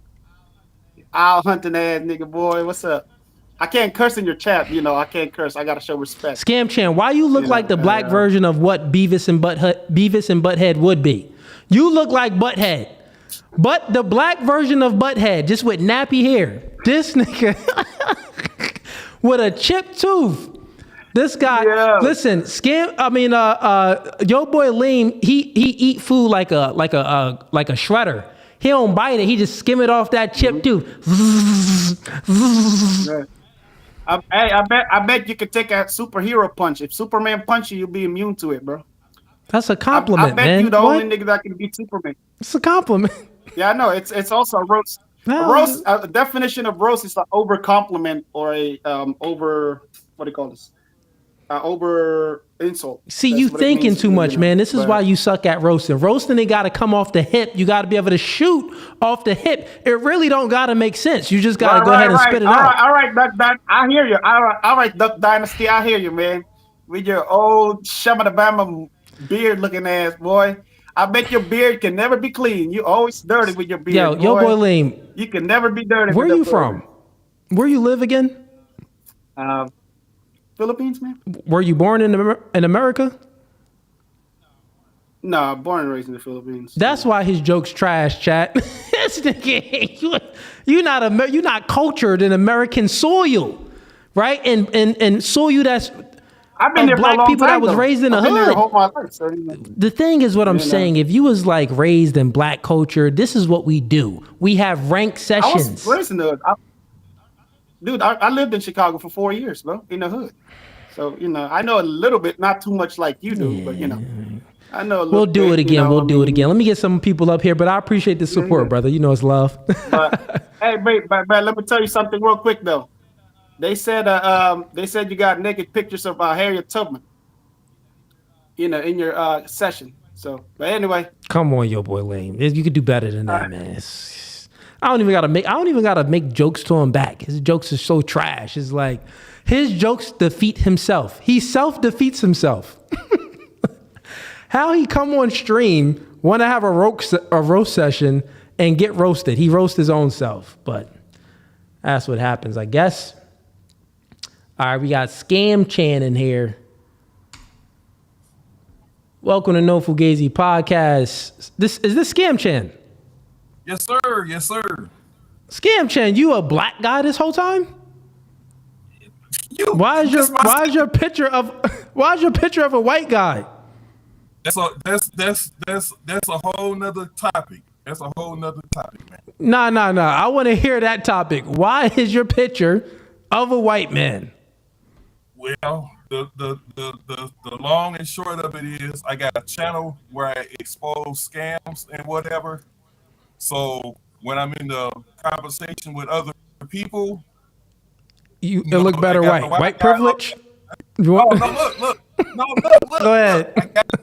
I got the white guy up as the so-called branding logo to throw people off because they try to use the whole race thing against me when I say certain things. But I said, you don't even know who you're talking to. It was a tactic. So I see. So when I come up, you've been going out on me as a white guy, but I'm a black guy. You came up here before, actually. Now I know. I know who you are. You've been up here before. Yeah. Okay, so I just never knew that you were. I never knew that the Scamchan, the guy that's always, sending in chats and always in the regular chat as well. That's a member. You're a member. I never knew that you were this guy here. Okay, man. I think we've spoken a few times, right? Yeah. Okay. All right, cool. All right. So, you wanted to speak about, you do not believe in God, right? Right. So what do you believe in? Dirt? It's not a matter of what I believe in. It's a matter of, okay, let's go at it this way. Since I was up before and I was saying, for the most part, no one has any solid evidence that points directly to a God, that proves a God exists. You got all these different religions with their own idea of what a God is, but let's bring it all back to what is the defining factor that proves there is one. Okay, so how I define God is an intelligent being that's not bound by time, space, or matter. And this intelligent being has a consciousness, but that's not bound by time, space, and matter like we are. So he can control it. He's in it, between it, all around it. He's not affected by it. With that being said, I believe that entity, which I call God, created all of the reality that we experience. So if there's not a higher intelligent being that's not bound by time, space, or matter, that created everything, then my question to you is, what created everything? Dirt? Do we come from evolution? Dirt? No. Then what? It's like this. What you believe and what you can prove are two different things. So I can believe the grass is yellow or whatever until I prove it to be so. It won't be. You can. I get that. But that's not answering anything. my question, though, No, Scamchan. listen. A person can say anything. You can I give know. all these. Yes. You can give all these attributes to your God. But what I'm saying is, just because you saying all these different attributes, what proves that this God is real and all the other gods are fake? I get that, Scamchan. You didn't. Yeah, you're moving the goalpost. Let's go back. No, I'm sticking to the topic. I'm trying to ask for proof of a God. You're making claims what God is. I'm saying, what is the proof? But I asked the question, though. You didn't answer my question, though. I just gave you how I believe in God, right? My belief of God, right? Right. I'm asking you, if you don't believe that, then what do you believe created us? I'm not trying to believe in something that I can't prove. So I would have to go on the side of saying I don't know.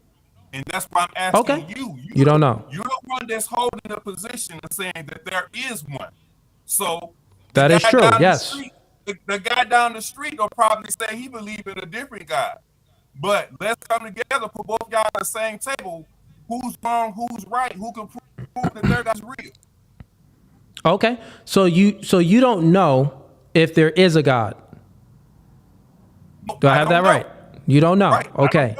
Do you know that you are like alive right now? Yeah. Okay, and you can prove that with certain things by like pinching your skin. No, you're not dreaming, right? Do you know, real quick, just gonna break it down, make it very simple for you. Do you know, so you don't know that there's a God, and you don't know how we actually got here. So what you believe in is, I don't know. That's what I would say. And do you believe in the laws of logic? Yep. Okay. Yep. All right. So the law of identity, law of excluded middle, law of non-contradiction. You believe in these things because it can prove some truth about things, right? Right. All right. Then my question is, let's push it back further. Where do you think so human beings created the laws of logic, and was the laws of logic always there before human beings, or the laws of logic came about once human beings came about?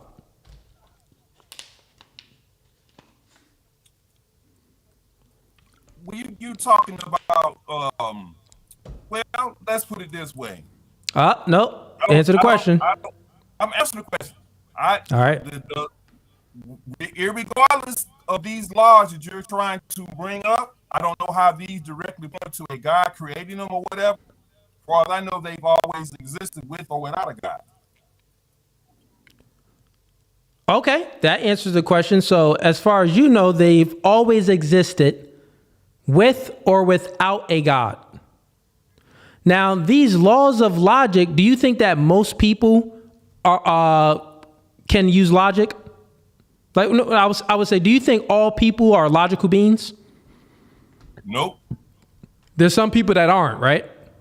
Exactly. Got it. But then there are some that are logical beings. They're rational beings. Yep. Okay. So with that being said, this had to, as human beings, we had to pretty much discover and categorize this law of logic. But you did admit that the laws of logic and how we perceive things has always, well, our perception of reality has always been around, even if we weren't actually ever here to even perceive it. So with that being said, if there was some truth, because logic gets you closer to the truth, you would say, right? More or less, yep. More or less. Like, I mean, there's many different, these are Western, the law of non-contradiction, excluded middle, and the law of identity, that's the westernized laws of logic. There's different cultures with their own, different similar laws of logic, and some a little bit different. But with that being said, though, there's a way that we can prove things to be true by using logic. That's what I'm saying. You would say yes. Yeah. Okay. Now let's take it a step further. You already admitted that without human beings, this world still would adhere to the law of logic. Right? Yep. So then, what are the laws of logic adhering to?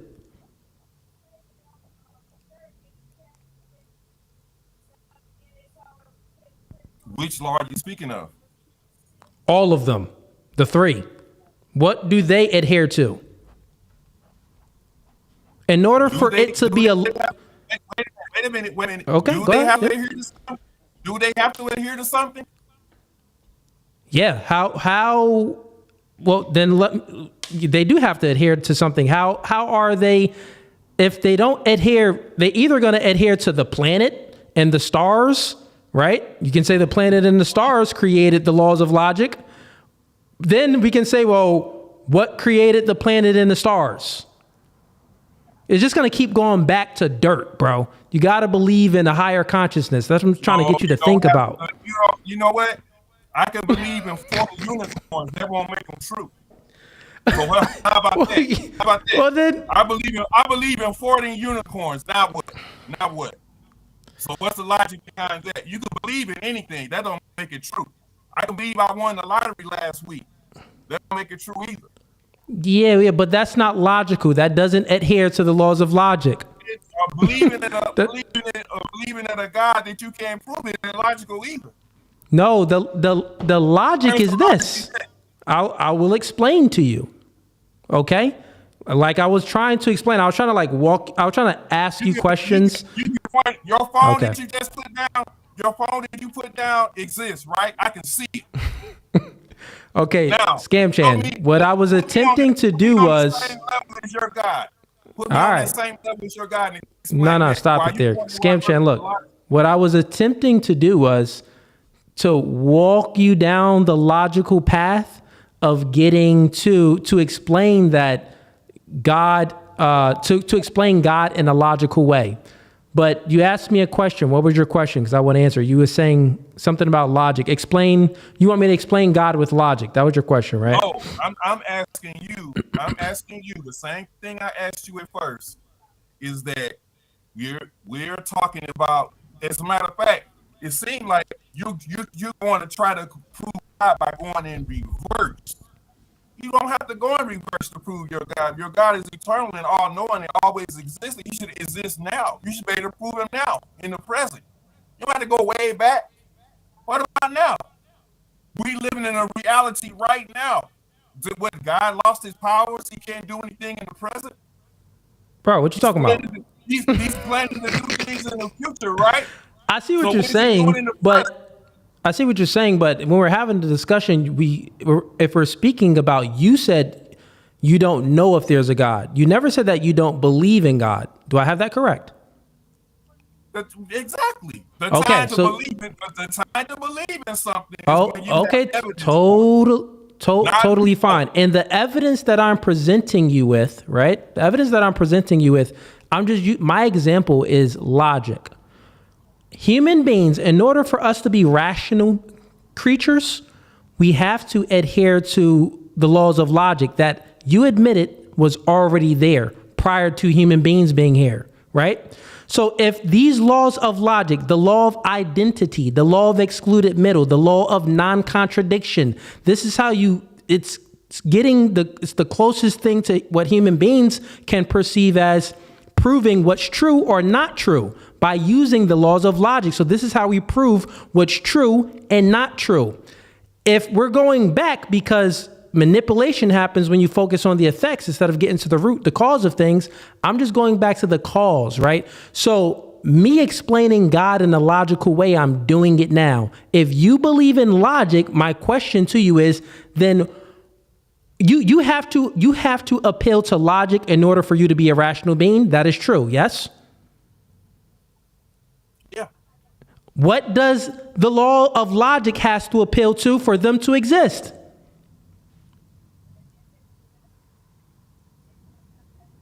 I don't even understand the question.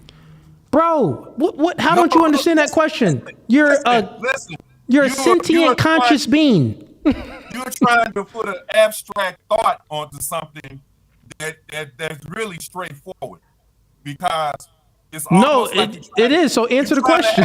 You're trying to have a gotcha moment. No, it isn't a gotcha moment. I just want you to answer the question, Scamchan. There's no gotcha.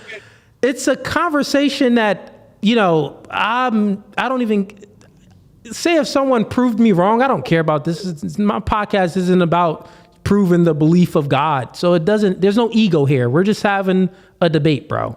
Like, I'm not trying to have a gotcha moment or anything like that. Well, I'm critically thinking, and I want you to critically think too. Okay, I'm That's all. critically thinking about it. I'm critically thinking about it like this. My logic dictates that I want to believe in true things, not in false things. So in order for me to believe in true things, I need to be able to confirm and test that something is true. Not maybe, not almost, not imaginary, something that's true. Because it's too many people out here claiming Real quick, Scamchan. Real quick. Everybody on Instagram, I'm going to go ahead and close down the Instagram stream. Come on over to YouTube. That's No Fugazee Podcast on YouTube. Let me go ahead and close down the IG stream real quick. My bad, Scamchan. Go ahead. Finish. No, I'm just trying to get down. I'm just trying to figure out if a God is real, which one is real, and how do we prove it? That's all. You are trying to go down the logic path. Okay, well, my logic dictates that I want to believe in true things. All right, so you're talking about these gods. I'll go ahead and answer your question. And let's just, because you had a question. You're talking about people believe in different gods. Which God is actually true?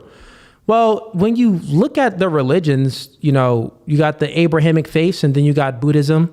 Kind of like, that's about it. But all of these religions, and the gods that they believe in, their God is, I would say not bound by time, space, or matter.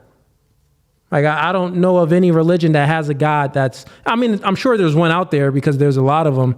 But like the main ones, they don't have like a God that's not bound by time, space, or matter.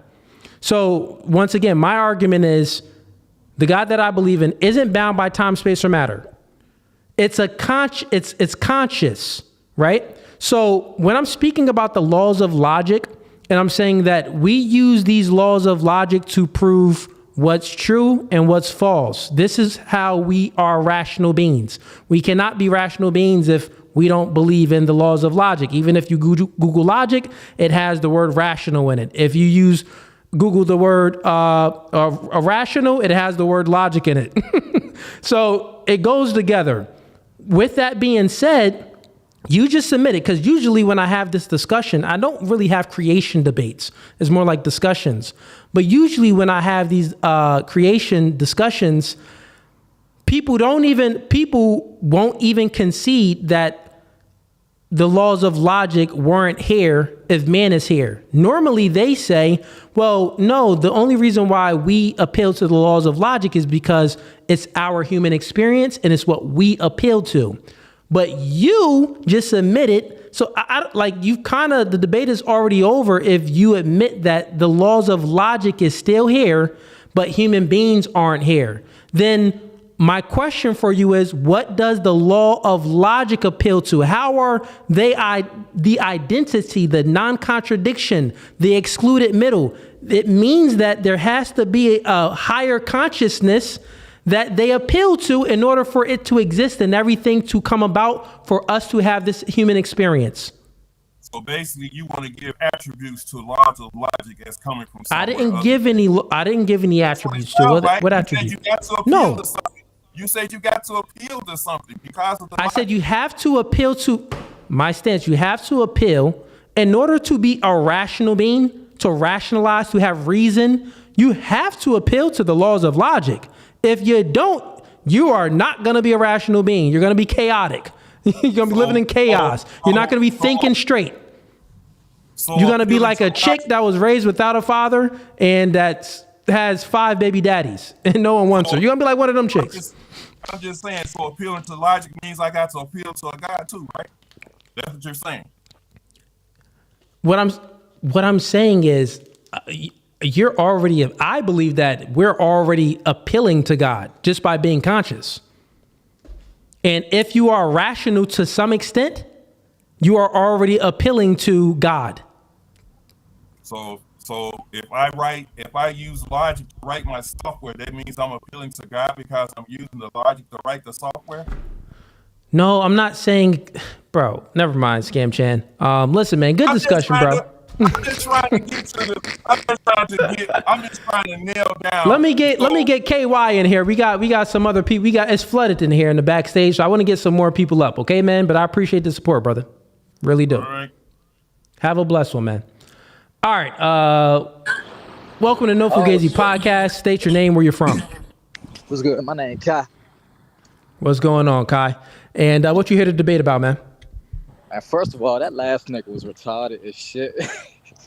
Like, did I break that down pretty good? That nigga retarded. Like, did I do a good job breaking that down? I tried to walk him through it, but welcome to it. Bro, it's like, I ain't even get on him like that, man. That nigga's retarded, bro. I mean, he just don't believe in. I don't think that he doesn't know that there is a God. I think that he doesn't believe in God. But anyways, man, what are you here to debate about? All right, look, I saw a clip. This is really an old clip that went viral. I'm gonna ask you a question. Got you. Do you think that it's gay or feminine for a man to get his hair cut by another man? Oh, yo, that clip did go viral. Switch it up a little bit. That clip. So I went on my homie's podcast and I was joking. Like, when you're chilling with the homies and you always trying to, y'all always making jokes, y'all cracking and stuff. And as a man, if you can do something, if you have a skill, if you acquired the skill that your homie didn't acquire, and he still has to appeal to other things, you gonna make fun of him? Like, nigga, I don't gotta do that. You gotta do that. Ha, nigga, you a chick. So when you witness that clip and me saying guys that go to the barbershop and let another man touch their hair that they're gay, is me being funny. Like, okay. I stopped going to the barbershop when I was 9 years old because I started cutting my own hair. Well, first, I let my hair grow out. Then in my senior year, I cut my hair off. And I used to jack up bad. And then I got nice and I was always cutting my own hair. So then I see my homies, they all got to go to the barbershop, pay, $40, get a cut and stuff like that. I'm like, nigga, you gotta go to a barbershop and sit in a chair and let another man touch your head. You gay, I don't gotta do that. It's just another way to bust on your homies. You feel me? Right. That's all that is. Cracking on them. It's cracking on them. Yeah, that's all that is. Okay. But look, I just saw that I saw that video a long time ago.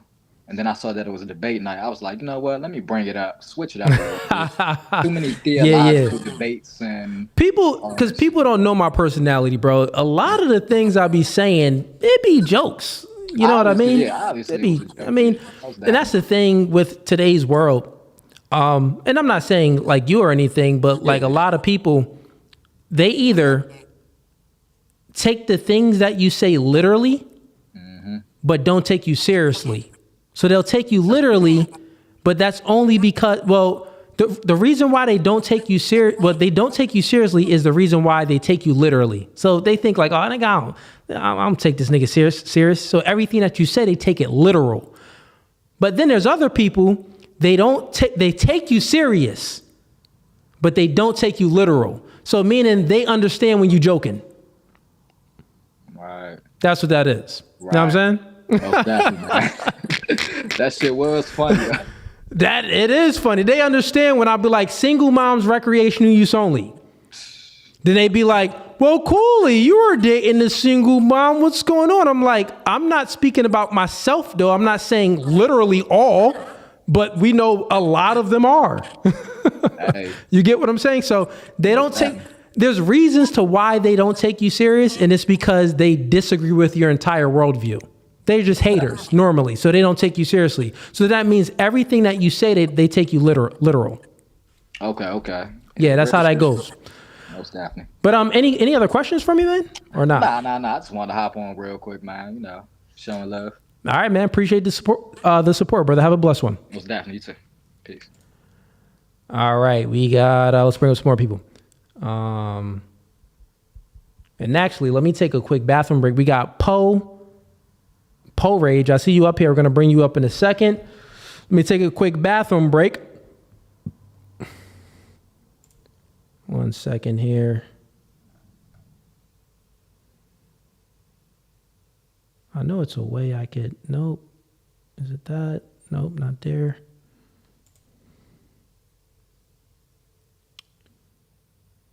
One second here, chat. Trying to figure this out on my screen.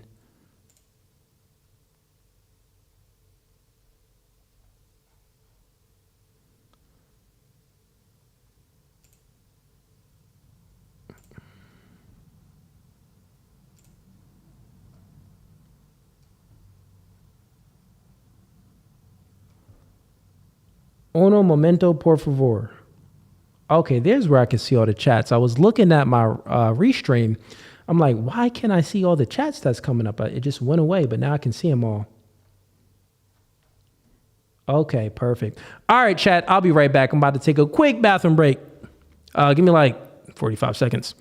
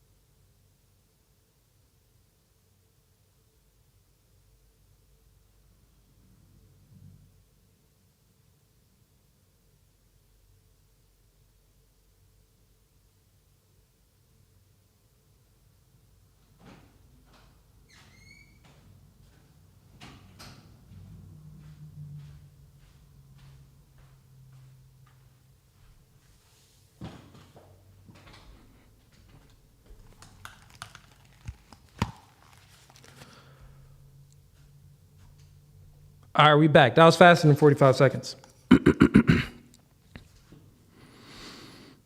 And did I wash my hands? No, I ain't wash my hands, man. I'm a real nigga. Gotta keep it no Fugazee.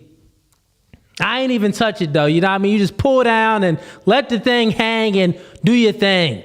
You ain't gotta touch it when you're blessed like that, dog. Anyways, let's bring up the next caller. I know the chat like, Cooley, you be wildin', bro. All right, let's see. Where we go. Welcome to No Fugazee Podcast. State your name. Where you from?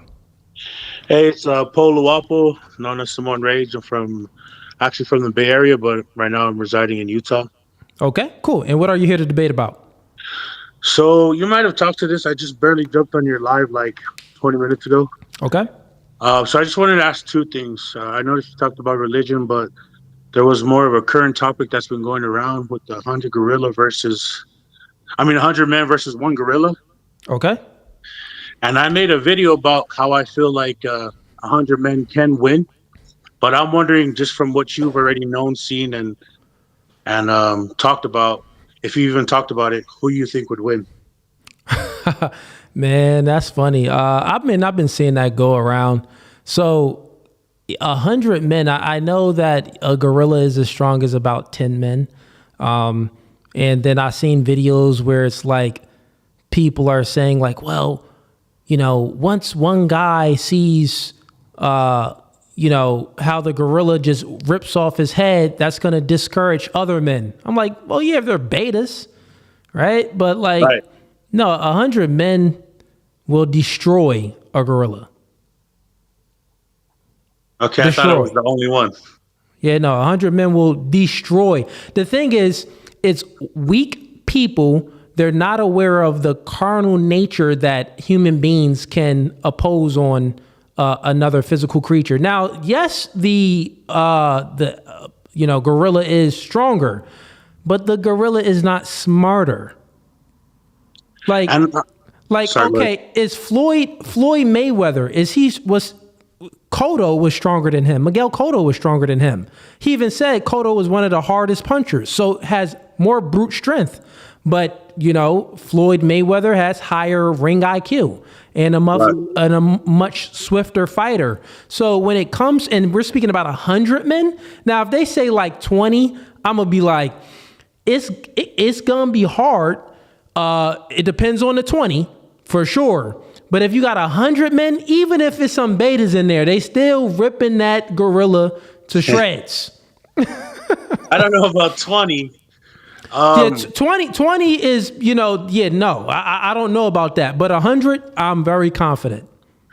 Yeah, I feel like I'm Polynesian, right? So I'm in the realm of like The Rock and Roman Reigns family, if you know who they are. And I was thinking if you had like a bunch of 100, even The Rocks, right? Dwayne Johnson. Okay. The gorilla's going down, man. Oh, you said 100 of them? Yeah, I mean... The Rock is 6'5", 280 pounds. Yeah, I mean, you don't even have to have, 100. You could have 50. Right. Got 50, so yeah. I think what it comes down to why people thinking the gorilla would win is what's the incentive? If there's no incentive, who's going to do it, right? Well, people are weird. They put all of these stipulations on stuff. Obviously, it's survival is the incentive, meaning that, bro, you're either going to die or you're going to survive. Okay. When you put if you make it a life and death situation, like I would think that's the scenario, right? Because, why wouldn't it be? Human beings, no, we want to survive. We would definitely tear that gorilla to shreds. I think a lot of people I've heard a lot of primatologists, if that's the right word for them, say that even though the gorilla is strong, he's not fighting more than 5 minutes. Yeah. They don't have the stamina. I know that they don't have the stamina like we do, one. But then it's 100 men, so it's like, come on. Like, yeah, he's... Like, come on, we're going to wash that gorilla. So, but yeah, did you have any other questions other than that one? Yeah, so earlier, just before a few dudes ago, you were talking about religion. And I'm also a Christian as well. I believe in God. But I'm probably one of the few people you get as a LDS Christian, which is also known as Mormon. And I was wondering what your take on that or questions or what's your concerns on if you even know anything about what we believe? Mormons?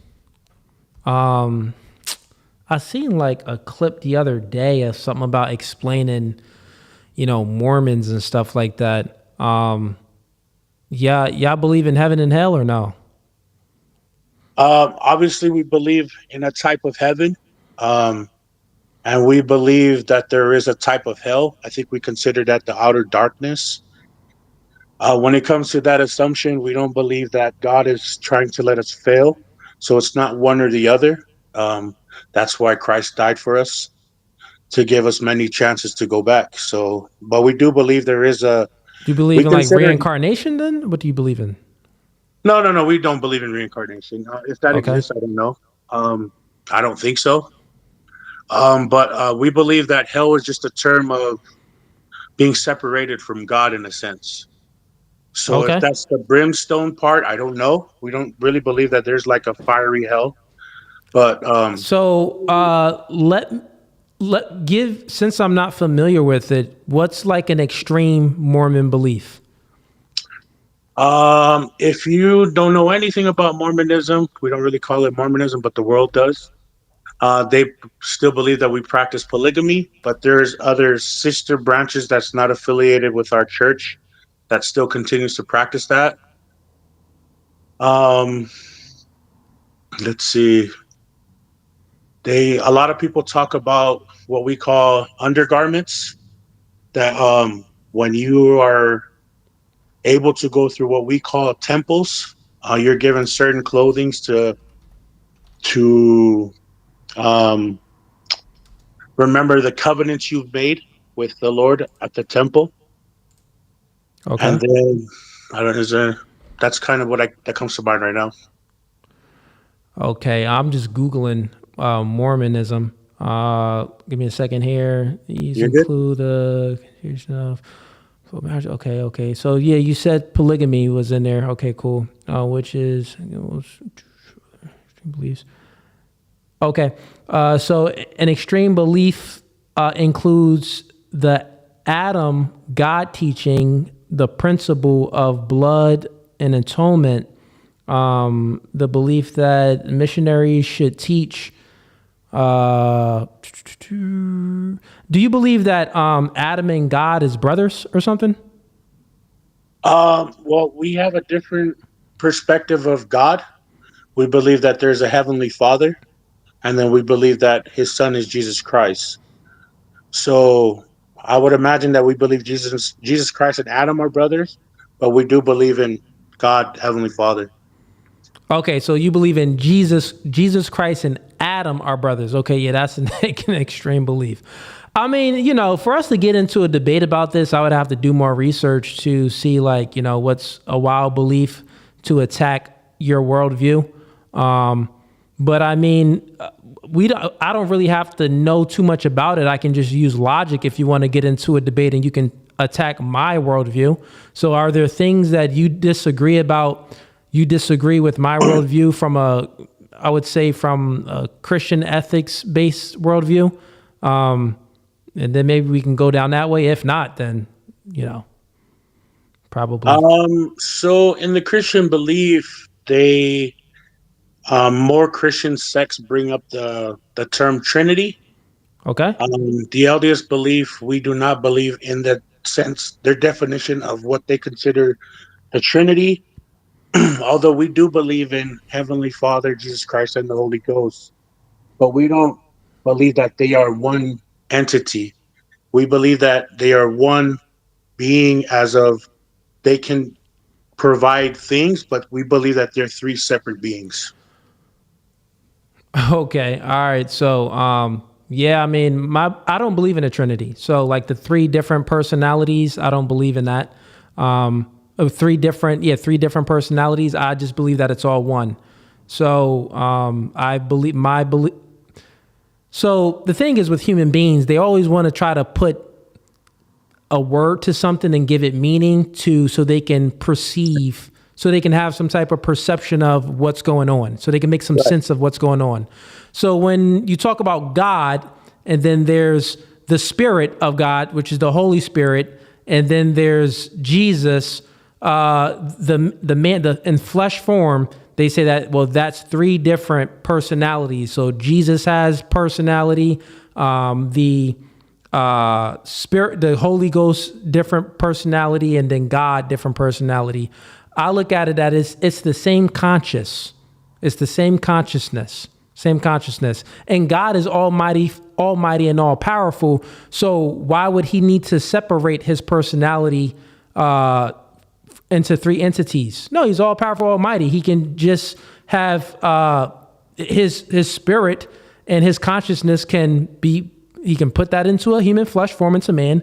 And then the Holy Ghost, which is, that spirit, he can operate in that. So he's not, think about it. If he's not operating in flesh form, the only other way for him to operate to control time, the flesh form and the human experience would be by moving human beings through the Holy Ghost. Okay. Makes sense? So you got to think about it. If you think about God as almighty, all powerful, not controlled by time, space, and matter, He brung his son here. Our beliefs are different, but my belief is that Jesus is here in flesh form, but it's the same conscious as God. No different consciousness, right?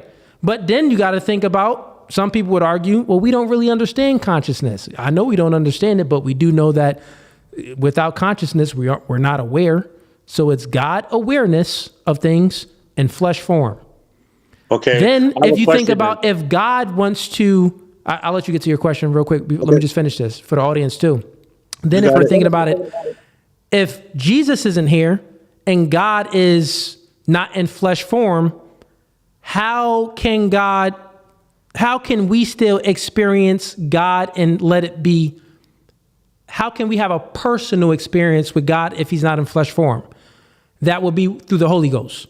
Same consciousness. So that's all it is. It's all one. It's not three different personalities. But go ahead, ask your question. So do you believe that Jesus Christ is Heavenly Father, or do you think he is just the consciousness together with Heavenly Father?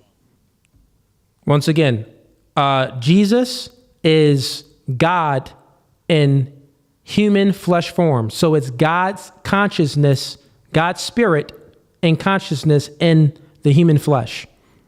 So, but it's in human flesh. So that means that it's weak. It's not going to be, it's going to be susceptible to the things that me and you are susceptible to. Right. Now it can, not be bound by certain things because it has, God's knowledge, right? Right. I mean, he was half God, half human. Yeah, he can walk on water and stuff like that and heal people and, raise himself from the dead. So he's going to have some powers. But, you still can, the flesh form can still die, but then you can still resurrect yourself. So. Okay. We don't believe in that though. Yeah, I know you don't believe in that. I seen it on Google. It said that you don't believe in that. Well, Google's not always the truth, but it just has shared opinions and some facts. True enough. But listen, man, I don't want to hold you up because I'm not, if you don't have any direct disagreements about my worldview, I'm not going to hold you up and waste the audience time. I'm going to get some more people in here so we can go ahead and have debates. Okay. Okay. Can I just ask you one more thing? Sure. You already disagree, but we believe that Heavenly Father is actually a different being. He's actually a higher being. Because of agency, he can't really interfere with much, is our belief. That's why he had to send Jesus Christ. So Jesus Christ came personally to atone for things that, even though Heavenly Father knows of what we would go through, he's still bound by fair judging. But this is the whole point of why we believe Christ had to die for us, because he's here. So you believe in free will? Of course. Okay, yeah. So then we agree on that part then, because I see what you were getting at is that that part makes sense. That part we agree on for sure. Well, we don't believe that Jesus Christ is Heavenly Father. Yeah, you don't believe that Heavenly Father. Like if you were Heavenly Father, I'm Jesus Christ. I'm here to do your will. I get what you're saying. So my belief is that the spirit, of course, is different. We can point out the differences. Like, okay, God, if you come in flesh form, you can be hurt. If you come in flesh, you got to abide by the laws of the flesh, right? So if you come in flesh form, you're not going to be as strong and almighty as if you're not in flesh form, if you're not the spiritual being of God. So, I mean, I can agree with that part to an extent too, but the entailment of my argument is that God and Jesus Christ, same spirit, same consciousness. Okay. Yeah, that's mine. That's the difference between me and your belief, I guess, then. But listen, man, good conversation. You see here that I have, I allow everyone up and at least entertain a conversation for a little bit, even if I'm not well versed in it. But other than that, man, I appreciate the support and have a blessed one, buddy. Hey, love your podcast, bro. Peace. All right, chat. It's only 10? What? Dang, only 10. Okay, we got to get some real debaters in here. Did I have a real debate yet? Nah, I didn't even have a real debate. The first guy, was a little debatey. I was shooting from the hip, but not a real debate. Okay. Click the link, bro. I see you in the comments. not reading it, but I see you in there commenting. So I'm sure there's a hater in there. Go ahead and click the first link in the YouTube description or click the link that's pinned in the comments and I'll bring you on up. Join the stream. This is your chance to join the stream and to have a debate with Cooley with No Fugazee Podcast. All right. While we're waiting for more people to come in, let's go ahead and react to some more clips. First, let's see if anyone sent any chats. You got any chats? Okay, we got one that came in. Let's see what we got. Oh no, we had a few that came in. We got Mike Young. He sends in $5. He says, "Hey, Cooley, are you okay with reacting to a CNN clip about immigration and where can I send the clip again? Thanks again, Mike Young. Love your content." Hey, Mike, yeah, I'll react to a clip from CNN in regards to immigration. Just send it to No Fugazee Podcast on Instagram. I seen you sent me something before, so I already have you're not in the hidden messages. So, yeah, go ahead and send me the clip on there and I can get to it. We got Juan Martinez. He gifted 5 No Fugazee memberships. Shout out to you, Juan. No Fugazi. My boy Juan always in here supporting. We got Vincent sends in $10. He says, Holy Spirit and Jesus are extensions of himself. The best term is one for all and all for one. Okay, you said extensions. Okay. I just don't think that it's like separate, like of the Trinity. How people explain it is 3 separate personalities. What do you mean by that? I never had a Trinity debate, so I would have to have someone that, they can explain their worldview of what they mean by that. All right, who we got that came in here? Bring one up. Welcome to No Fugazee Podcast. State your name and where you're from. How you doing, man? My name is Yodi Jones. I'm calling out of Massachusetts right now. Word. What are you here to debate about, man? I was just going to touch on the God subject, man. Basically, Okay. I just got in, so I just caught a little bit, which I was talking about. I don't know, but I just wanted to share some info that I came across about the religious aspect of it, right? And due to religious aspect, but are you speaking about does God exist or not exist? What's your belief in that? I mean, I believe he exists, but it's in a different concept that I would say. It's a different concept, I would say. What I mean is I do believe he exists, but I believe that he exists as a force and not so much as a physical aspect. But I believe that although he's a force or an energy, he basically manifests himself as animals, humans, to represent his will, if that makes sense to you. Okay. To represent his will. Do you believe in free will? To a certain extent, I believe that. Well, yeah, it's always to a certain extent. If Yeah, if I tie you up and restrain you and put you in a 300-foot hole, I mean, do you have any will? No, I just took your free will from you. So it's always to an extent. I mean, it depends on the purpose or what the purpose is. If a human being has purpose, I mean, I guess he will have some free will or some choices he got to make to, achieve that purpose. Fair enough. But other than that, I mean. So, okay, well, it's debate night. I kind of want to stick to getting people in here that want to debate. Yeah. So it seems like you kind of understand my worldview. Mm-hmm. And are there any disagreements from what you have with my worldview or no? You gotta run that world view back. Like I said, I just caught a little bit of your argument that you had. So you probably have to Okay. Well, I'll even say this: have you ever watched any of my content and you were just like, Cooley? Yeah, I disagree with that. I watched as far as the topic we're on right now, or just in general. Just in general, have you ever watched any of my content and disagreed with me? Yeah, I like the way you present as far as relationships between the gender species, male and female. Yeah, I watch a lot of that from you. Okay, and that's the stuff that you agree with. Yeah, it's definitely. And you're not like a male feminist or anything, I right? try not to be. He said, listen, man, these hoes be hoeing, man. Sometimes you gotta do a little simping to try to get a little pimping. And That's a fact. Look, if you simping, you ain't pimping. But okay. So yeah, man, I would say if you don't really have any disagreements, then I would say maybe catch an earlier stream and catch me next time, man, because I want to get some people in here so we can just bang out these debates. All right, no problem, man. I'm still going to tune in and hear some good arguments and debates going on. Yeah, and appreciate you having me on. Though. For sure, man. And you're welcome back anytime. For debate nights, it's like if you ever hear me speaking and you like, write it down, like I disagree with this, I'll bring you up here and we can actually have a discussion. Let me just share a little bit of info, like 2 seconds with you before, just on the religious aspect of it, right? You see, these religions that, Judaism, whether it's Judaism, Christianity or Islam, is a reasons why people, I think those books are telling real stories and real history, especially the Bible.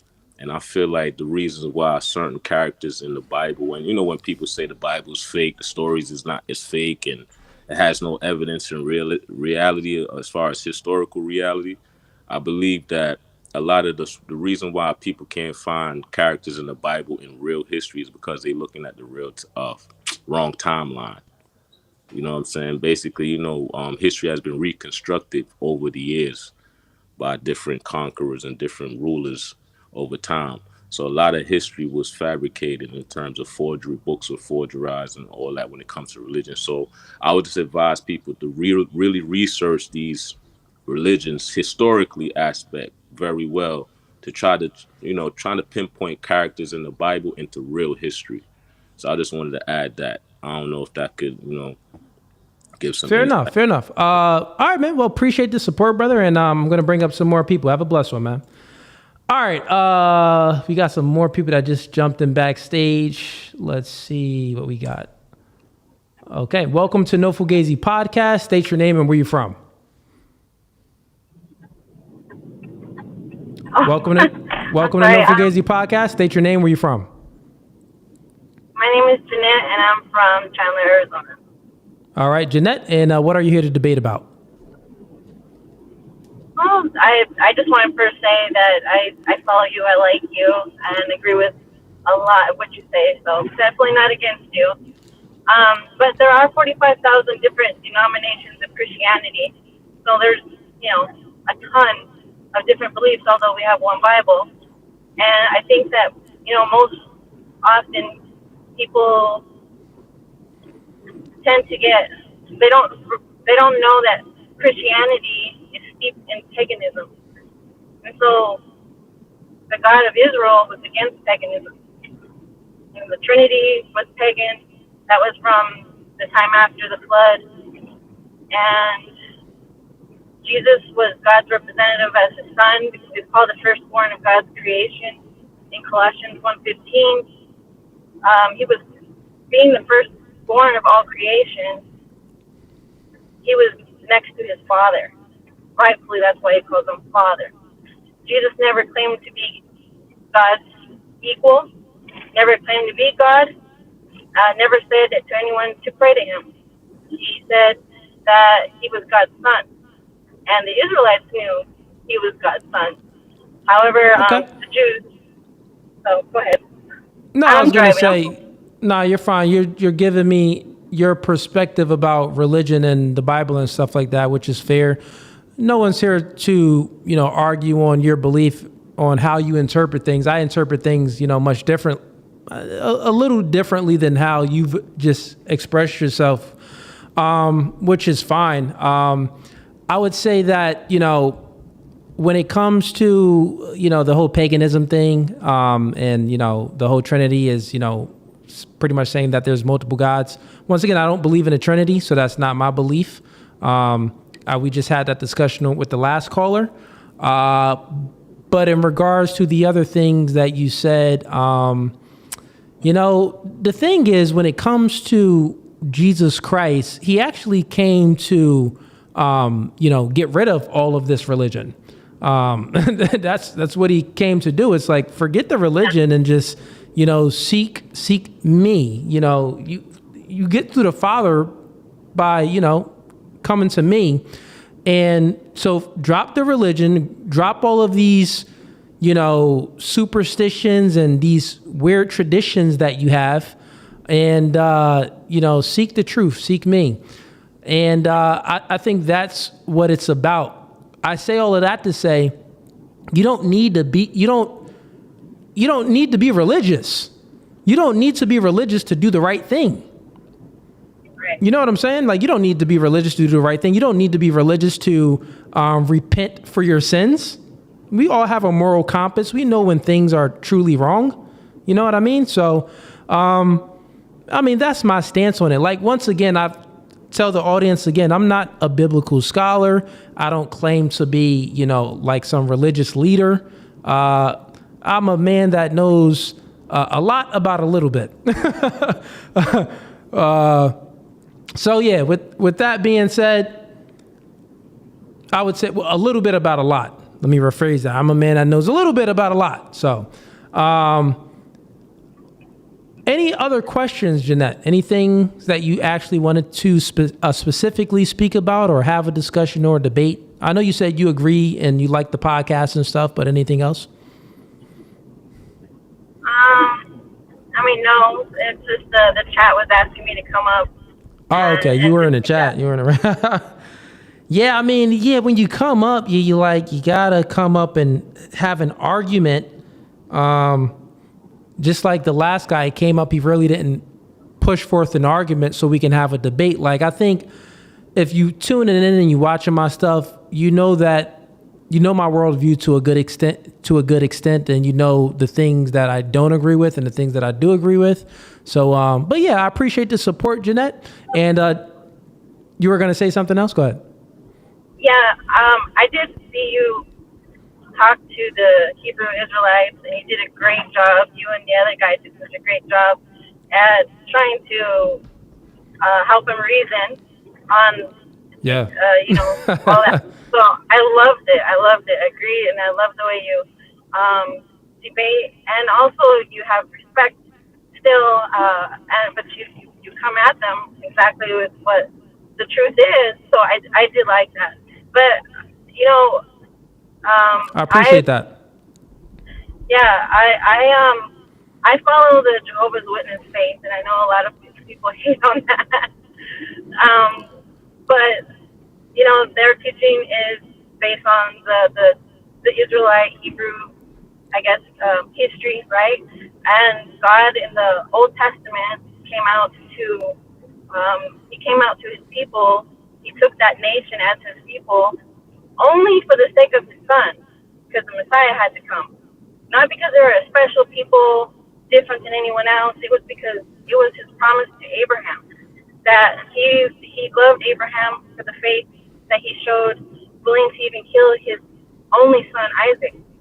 So with that, God loved him tremendously and said, I will make a people out of you. You will have a great nation. Not that they were anything special, because even when he sent his prophets, he told them, even Moses, these people are a stiff-necked, hard-necked people. They're just not going to get it. I could show them all the signs in the world. They're still not going to get it. They're still not going to have faith. They're still not going to be loyal, and they prove to always go to pagan gods. Yeah. So and you know what? You saying that proves the other discussions that I was saying. Like, it proves free will. Like, Jesus came and people still wasn't following him.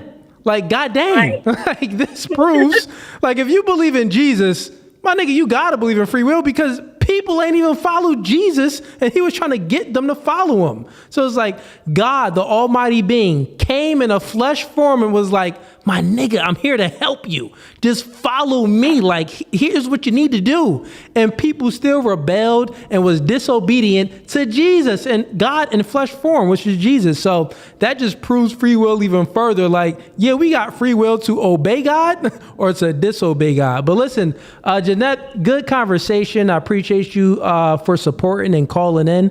But I'm going to bring up another caller. Okay. You have a blessed one. Okay. You too. Welcome to No Fugazee podcast. State your name and where you're from. Hi, hello. My name is Dennis. I'm originally from Nigeria, Africa. Cool. I moved here from Sweden. That's in Europe. Okay, cool, man. Cool. I live And in St. Louis, Missouri. Sorry, I didn't say that. you live in Missouri? Yeah, Missouri, St. Louis. St. Louis, Missouri. Okay, cool. And what are you here to debate about, Dennis?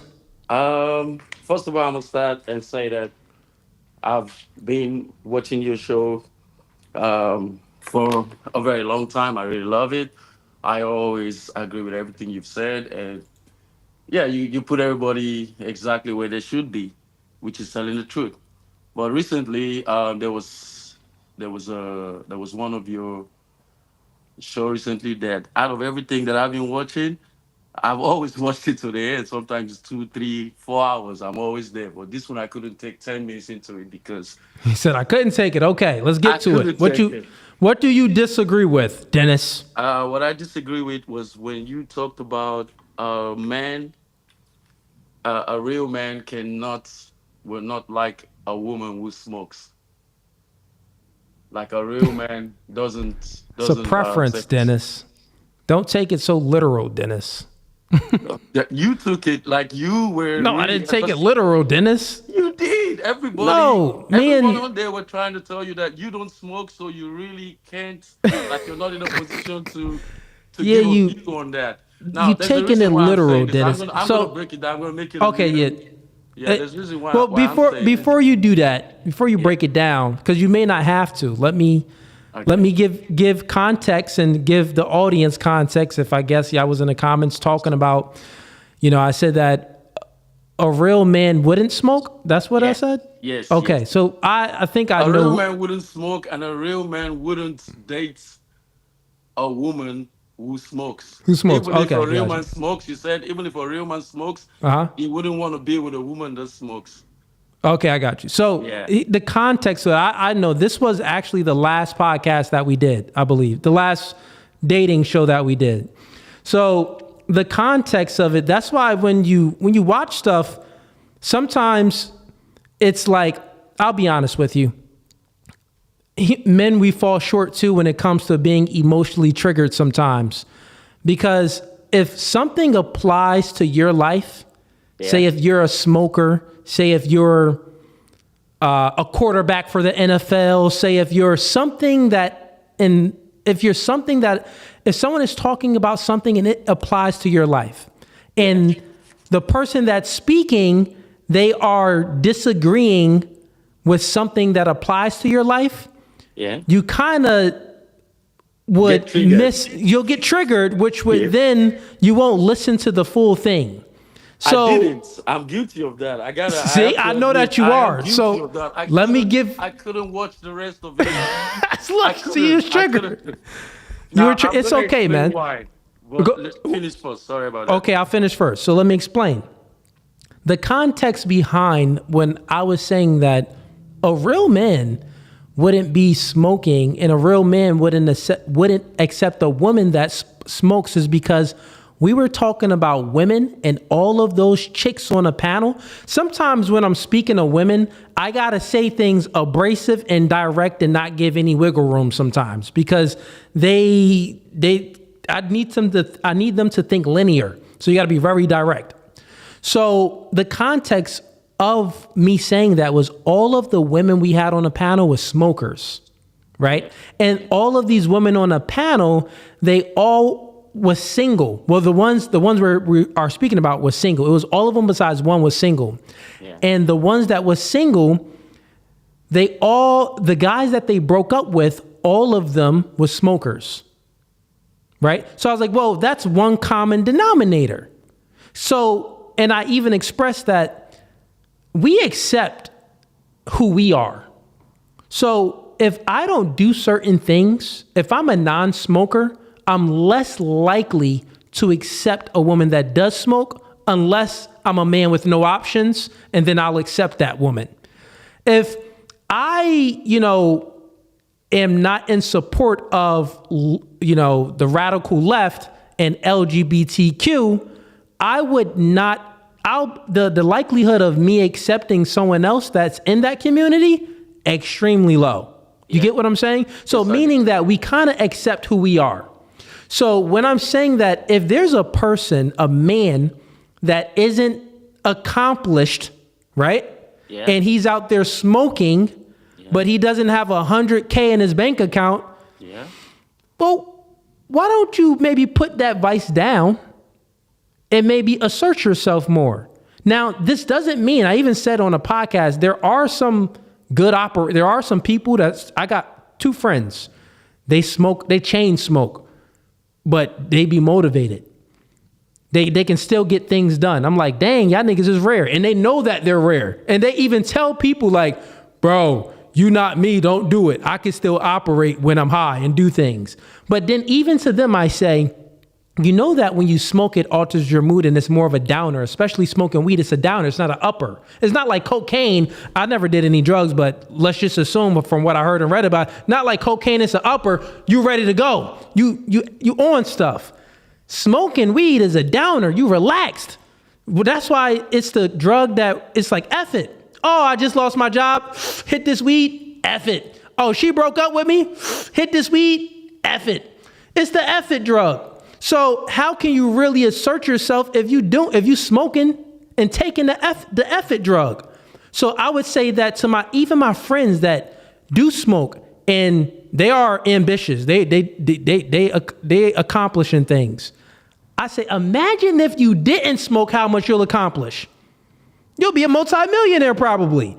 But then it's like, well, you don't know that. Well, have you ever tried it?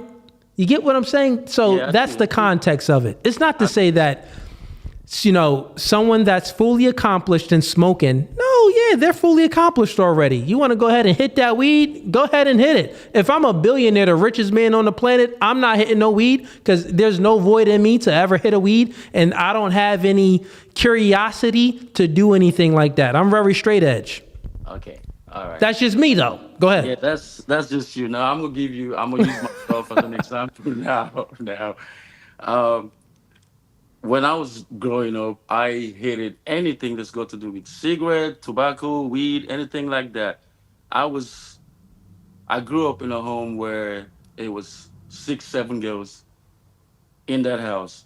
So it meant that a lot of guys were always trying to get these girls. And of course, you know how it is. It's always easier if you're good friends with the guys.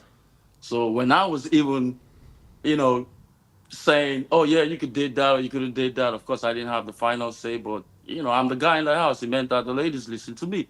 I was always against the guys that smoke. I hated that shit so bad. So what changed, Dennis? Good question. I started smoking when I moved to Sweden. I lived in 5 continents. This is my 5th continent I lived in America. I moved here 3.5 years ago. But before I moved down here, I was married and lived with my wife in Sweden. Now, it's totally different over there. It's kind of like very, very cold and stuff like that. And the influence, the kind of job I went into, it kind of made me start smoking. I own a flooring company, so I've been in construction. And if you follow the construction trend, it was hard labor. Yeah. You needed to relax. Yeah. Most of the people who do that, they smoke. Now, fast forward down to America. America is a little bit different. I got my shit together. I got more. I got more. I'm much more better than I was when I was in Europe. So it means that, like you were talking about, weed, it's a downer. Weed is not a downer because right now, it's different kinds of weed. I buy my shit from the dispensary. I buy exactly what mood I feel like I'm in the mood for. If I feel like going out, I buy the one that's gonna make me high. Yeah. I'm sure they're not all downers now. They've got dispensaries out. That's what I'm trying to say. Like, it depends on what stage you are in life that determines if this is actually affecting you or if it's, if it makes you less of a man. So I Dennis, would question say, for you then. yeah, You explained that you were against weed yeah, for years. For And years. you would be telling other people, man, put that down, don't smoke. yeah, But then when you got this job, which was a flooring job, it was hard labor, yeah, you was working a lot and it was overwhelming. And with it being overwhelming, you needed something, you wanted to appeal to something to make you comfortable. yeah, The difference between me and you, Dennis, yeah, I'm comfortable feeling uncomfortable. And that's what I coach. So as a man, Dennis, yeah. and it's not to get on you. I'm happy that you are calling in and you're expressing this because everybody go through things. There's things that I lack at as well. I'm not perfect. But when it comes to this, I just happen to be perfect. But other things I'm not. You know what I'm saying? I know what you're saying, but I think before you continue, I think you're missing the point that I'm trying to get at.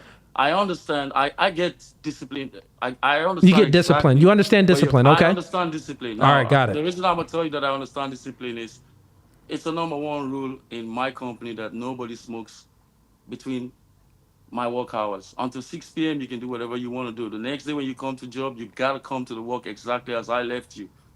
Got it. I always have one road in my car, in my truck. But no matter what happens, no matter how bad, no matter how the day goes, until I'm signed off for the day, I'm not gonna talk to no customer, nobody. We're officially off the clock.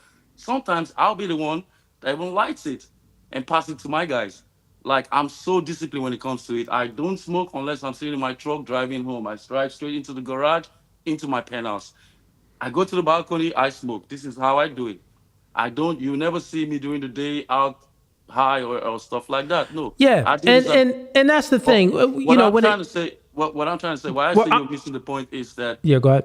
I'm talking about the women. When you said it's not me, it's not the guys, I'm good. I'm talking about the women. When you said Yeah. a man that, like, you were trying to let them feel bad that they smoke, that good guys or real men will not be attracted to that. I'm saying no.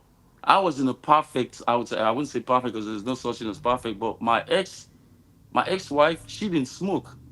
And as much as I would give anything to have that relationship back, the only reason why I would not take that relationship back is because she doesn't smoke.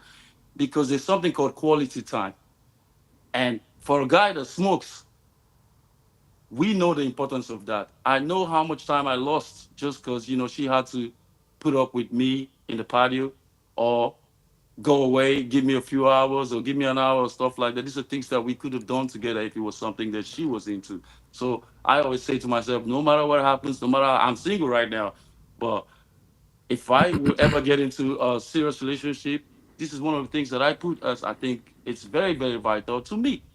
And even though I'll be the provider. She don't need to do shit. She can sit her ass home exactly how I'm an African man. I was raised to believe, to do things exactly how you always talked about. And that's one of the main reasons why I support you, is because you see things the way, from a pure lens, the way it should be. A man should be the provider, a man should provide security and stuff like that. And this is what I was raised to believe in.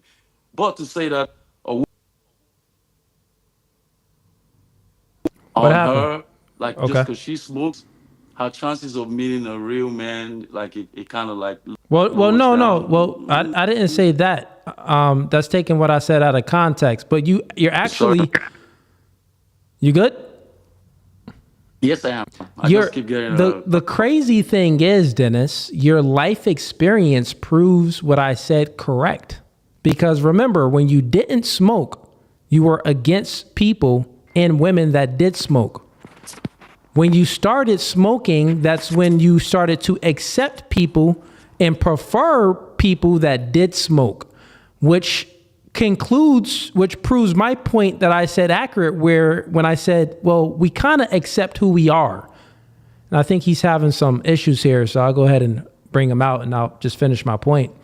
But yeah, thanks for the call there, Dennis. And you proved my point where we accept who we are. And the main point of the things that I coach is to master yourself. to don't try not to fall short, right? I fall short as well too on many things, but I'm still gonna, tell people not to, because that'd be dumb to, oh yeah, fall short, man. Yeah, you're working and a hard labor job, and you want to get some comfortability because the majority of your time is not really comfortable. Well, that's just the life of a man. The life of a man is uncomfortable. We're always doing things that don't make us comfortable. And the point of things is to get comfortable with being uncomfortable. Like, how do you, in all of these aspects of life on how we want to better ourselves, you have to dive on in it.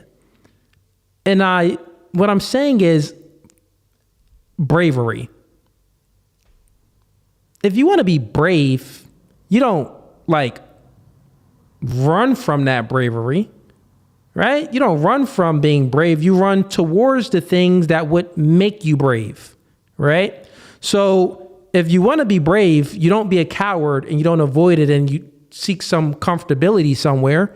No, you run towards the adversities. You run towards the dragon. You run towards things so you can be more brave. So it creates it'll create more character about yourself. You'll increase your character. So when I say that, you have these vices and you're smoking to fill this void, because his example, work was overwhelming.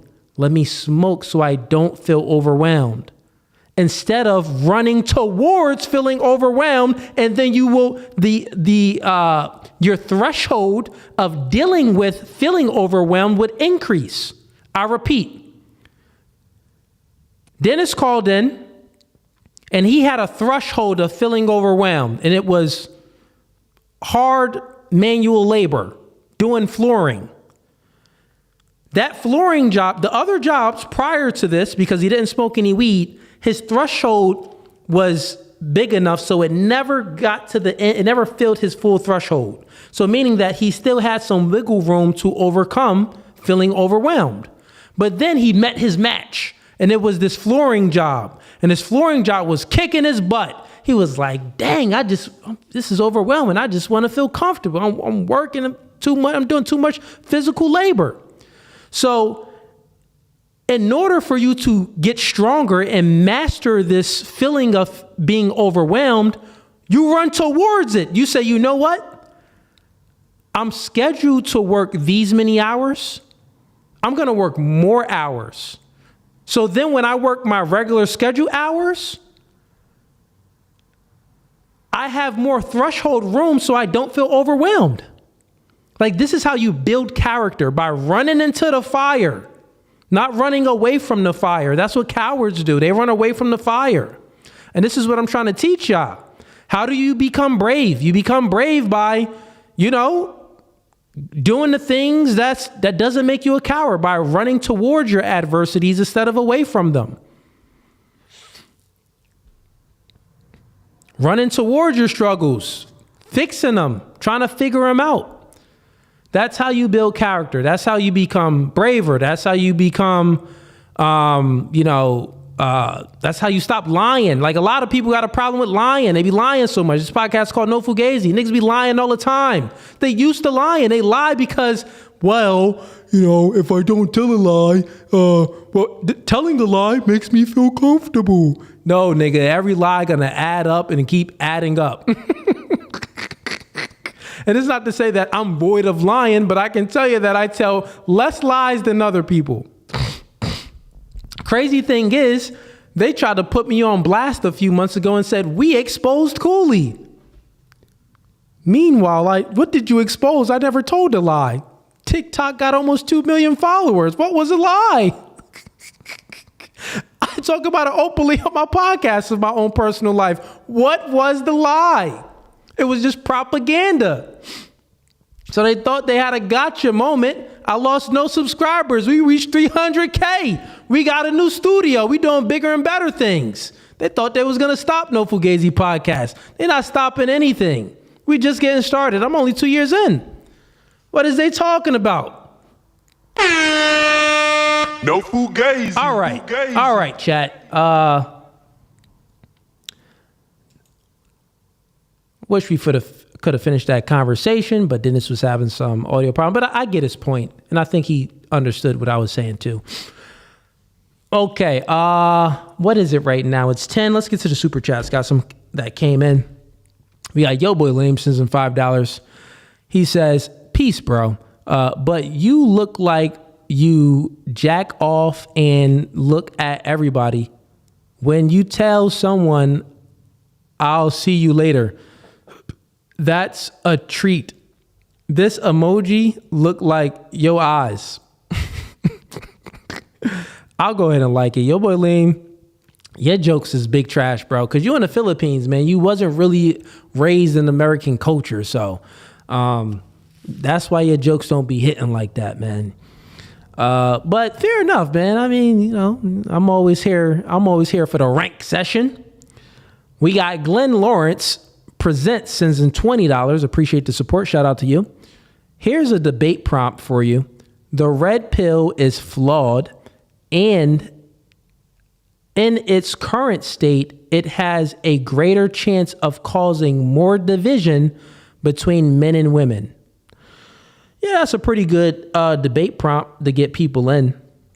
I'll save that for next debate night for sure, because I've already been streaming for going on 3 hours here. So, yeah.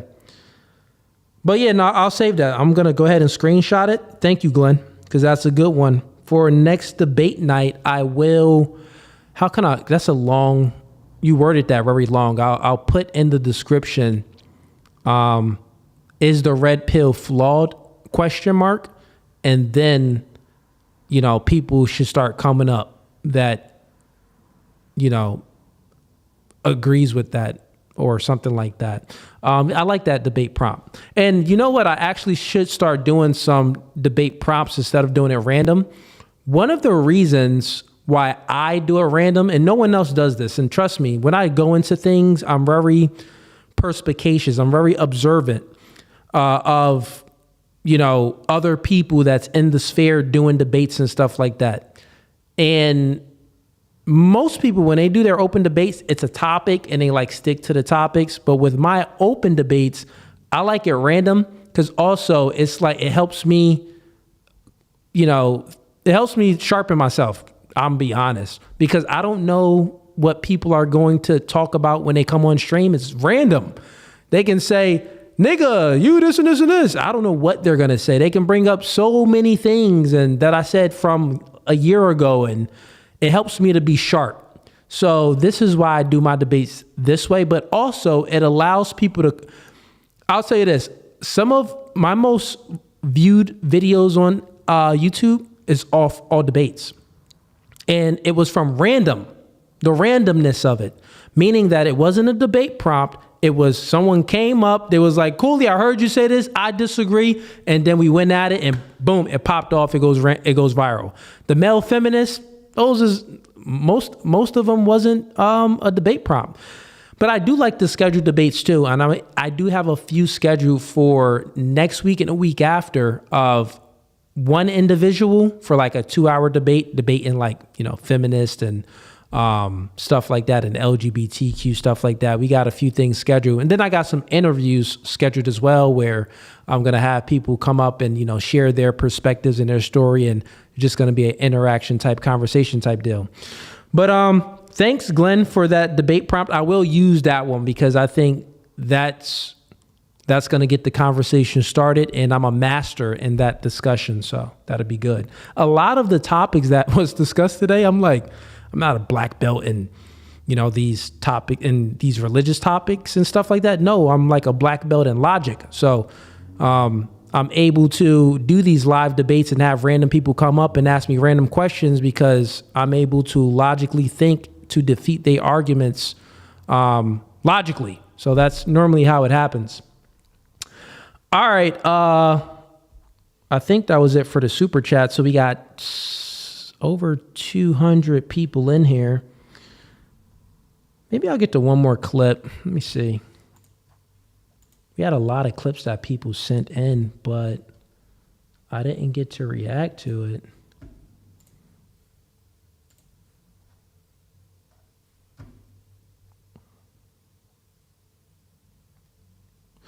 Okay, Glenn Lawrence sent them $5. He said, I will debate anyone who says it's not. Okay, so you're on the side of red pill is flawed in its current state and has a greater chance of causing more division in men and women. Okay.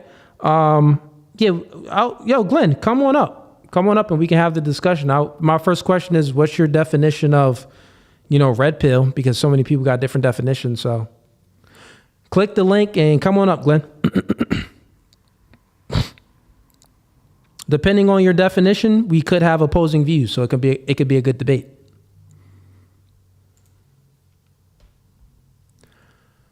Come on up, Glenn. Come on up. Click that link and come on up.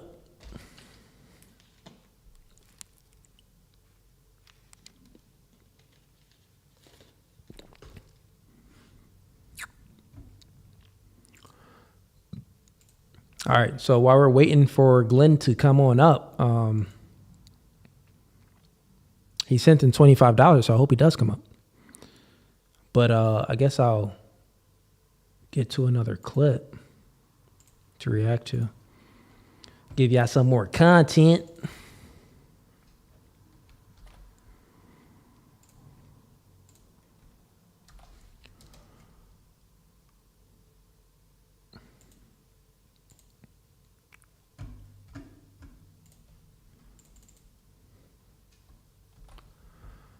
All right, did he come on up? Let's see. We got Wolf. Wolf, turn on your camera. Okay, he just went out. I don't think that was Glenn. Glenn, if you're coming in, put your name. Put Glenn so I know that's you coming backstage. But we just had a guy that came out, that name was Wolf, but then he went out.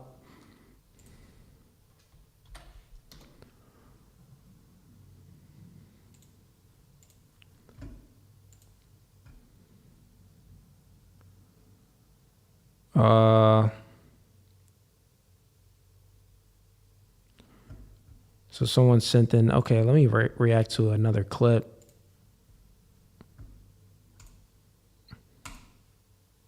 What is this?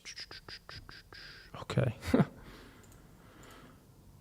All right, we got another Shannon Sharpe accuser comes out.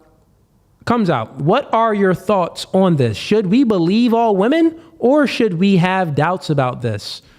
So, yeah, I think I've seen some of this before on social media. Okay, I'll just do a quick backstory. So Shannon Sharpe is currently being accused of raping a chick that's like he was in a relationship for like 2.5 years. And the chick came out and put some text messages online and recorded the phone call of them, pretty much having some weird conversations, some perverted conversations, right? Then Shannon Sharpe, he shares some screenshots and which pretty much showed that the girl was down for this type of play, right? My opinion on that is, that isn't far off. Like a lot of guys will acquiesce their norms to the female so they can get the vagina. I'll repeat. A lot of guys would acquiesce the normal things that they do and the normal things that they say to get some vagina. So meaning that if they know that the girl is into some like what is it called? BDM? I don't even know the weird stuff. I guess when you tie chicks up and you whoop them or stuff like that, weird stuff. A lot of people are into that. So if like the chick is into that and she's saying that she's into it, a guy would appeal to that and acquiesce his normal behaviors and the normal things that he says so he can get some puss. You get what I'm saying? Like guys lie and make up stories and do things to get girls all the time. So that's like not unheard of. And it seems that that's what it could have been, or he was just a freaky nigga, that's not against the law. You know what I'm saying? Okay, Glenn sends in $2, says, give me 5 minutes. Okay, Glenn, I got you. I'll go ahead and react to this. So that's my opinion on that. Do I think that it's a hit piece and they're trying to really come after Shannon Sharpe and ruin his name and everything that he built? The Me Too movement is trying to come after him. Yeah, I do believe that. That lawyer that came after Jay-Z and some other people, do I believe that he's out here trying to, get these women to accuse these athletes or high-end status men with money to garner their resources from them? Yeah, I do believe that that's a motivation for sure. That's a lawyer's job to, make up some evidence or try to make something evidence where it's really not evidence of something so they can have a case. That's how they get paid. A lot of them, especially the wicked ones. There are good ones out there, but the wicked ones, yeah, that's how they get paid. So, yeah, I think that Shannon Sharpe is in a predicament where it sucks, man. Chicks lie. I have chicks on a podcast that lie all the time. Y'all witnessed it. Chicks lied on my podcast many times. They'll make up stories on the podcast about their exes and boyfriends or some type of weird story. And then after the podcast, when the cameras are off, they'll be like, oh, yeah, I made that up, just because this and this. Like, people don't need to be in my business, or they were looking for clout. So women do a lot of things to look for clout. Like, a lot of the things you even see on TikTok is chicks lying, complete lying, making up stories. Like, there's a whole TikTok thing of cheating on my boyfriend or cheating on my husband. And they not even in a relationship. They just making up a story so they can get some clout. Or there's a whole TikTok feed of, oh, he, raped me or something like that, which is a lie. No one raped them at all, but they're talking about some trauma because they know girls like that Lifetime type of storyline of, listening to trauma and trying to trauma bond with someone. They know that it gets views. So that's what they do. They gravitate towards that. Girls love attention. So guess what? They'll do anything to get the attention. Think about it. They literally take off their clothes. They literally undress themselves and walk around naked for attention. So you mean to tell me these chicks ain't gonna make up a lie to get some attention and extract resources from a nigga? Yes, they will. I don't listen. That ain't above them chicks at all. All right, let's play this video. Dated until the 2010 incident, and then it came to abrupt end because I wanted, we were arguing and he was threatening me and stuff like that after, but I didn't see him again after he raped me. What led up to that fight, that 2010 fight that you guys, I know that the argument ensued first. So already she's a liar. Already this happened in 2010. That's 15 years ago. It's 2025. This happened 15 years ago. And now all of a sudden she's coming out with it. Right? It's getting a lot of eyeballs on it because of these other allegations. This is the Me Too movement at its finest, meaning that they will falsely accuse an innocent man, make false accusations on an innocent man, and they'll do it for the silliest reasons. So yeah, right off the bat, I don't believe you. And real men, we need some evidence. We need things to be proven for us to believe another human being. I repeat, not saying God, that's different. Talking about another human being. It's like, well, what's your actual proof of God? Well, we went through the laws of logic before. But anyways, real men, we're not susceptible to believe someone's story to play a victim and make someone the villain without any proof or any evidence or anything. Just, oh, this happened 15 years ago and now you're speaking about it?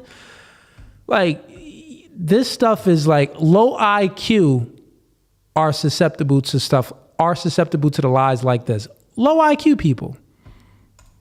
Before he allegedly raped you. The argument was about the fact that he had removed one girl from his house and put another girl in his house and didn't tell me. And he had asked me to break up with my husband at the time. We were just dating. So I was dating Shannon and my husband at the same time. Shannon asked me to break up with my husband. And I don't recall for sure, but I think I did. You want me to be with just you, but you want to move somebody into your house and not even tell me? So this is how you know she's lying again. Women, what they do is they'll sprinkle like a tiny bit of truth out there. They'll sprinkle a tiny bit of truth and then the rest will be lies. Like I got a chick on my podcast that accused me of like trying to hit on her one time. And she made up a whole story about Five Guys, said I bought her some Five Guys. Chick, the truth was that I walked into the studio with Five Guys and everyone was like, dang, you ain't bring us any Five Guys? You gonna just eat there? I'm like, heck yeah, I'm eating, I'm hungry. I ain't getting none of my Five Guys. So the only truth in her whole story was that I had Five Guys, but didn't buy, yo, bro. Chicks just be lying, just making up stuff. Just making up stuff. No one bought you no Five Guys. And this woman right here talking about, oh, I would say the little bit of the truth that she told was, which definitely seems true, she was in a marriage, she was in a relationship, and she was cheating on her man with Shannon. That is the truth. That's 100% the truth. The other truth is that Shannon had other hoes, and she was mad about that. Yeah, that's the truth. But how this transpires to her being raped and Shannon raping her 15 years ago and now she's speaking about it? No, you're just telling a story that, that's most human beings experience. You was just the side chick. Get used to it. That doesn't mean just because you wasn't the main chick, you want to make false accusations, allegations, all of this about him raping you, Shannon Sharpe raping you. No. Just take the L. Like chicks don't like taking L's. You took a L. You was a side chick. You didn't qualify to be the main girl. He had other chicks. Just take the L. It's crazy that when chicks lose, bro, they'll go to the greatest extents. They'll travel across the seas to ruin you. Climb a mountain to ruin your name, to ruin your reputation. And if you peel back the layers to this, why women, and this is one of the way where women show aggression, because men, when we show aggression, we normally show it in a physical aspect where we get mad, we break something. Women show aggression by destroying your character, by gossiping and by using innuendo. This is how they try to ruin the man. This is how they get back at you, is try to ruin your character, ruin your reputation, destroy you. If you just paid attention in high school, you would see it. High school and middle school, that's all the chicks tried to do. These chicks wasn't fighting like that.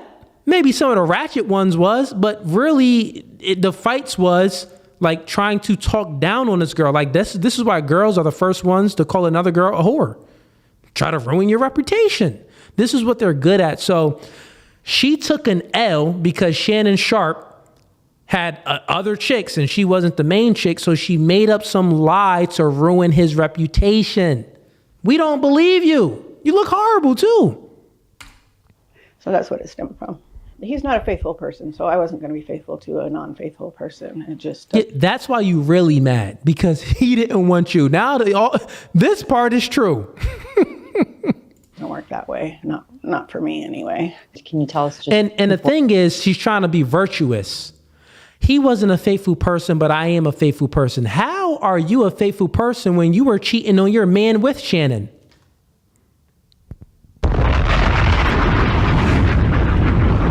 Make it make sense. I repeat. She just disclosed some information.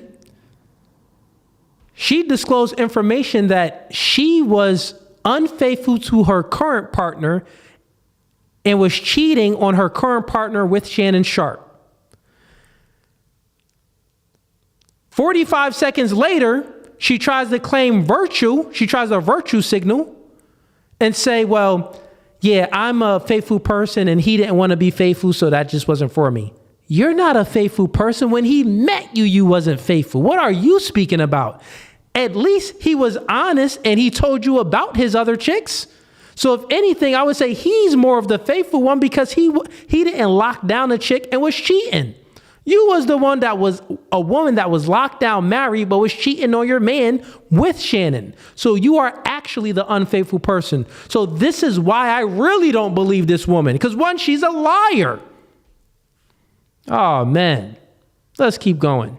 Broadly, I know it's probably painful to relive the situation, but can you tell us generally what happened that day? It was fighting, and usually we fought on the phone and not in person. It was the biggest argument that we ever got in. He was controlling, he was domineering, he was controlling, he was domineering. What else? Was manhandling me. Manhandling you? Really? Really? No. He wasn't controlling or domineering. You know what? Shannon has some standards, and you just didn't meet his standard. Shannon has some guidelines, and you didn't abide by his guidelines. And you interpret that as him being controlling. No, you just didn't qualify.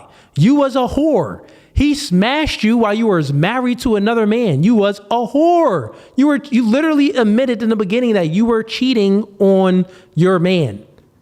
Right? So you were a whore. He didn't look at you as being that more of a person. Well, can I really trust you if you out there cheating on your current man? No, I can't trust you, so I don't want you. You don't qualify. And then there was probably some other aspects where you couldn't get on his program. You was non-compliant. So it's like, am I going to be with a chick that's not going to listen to the things that I say?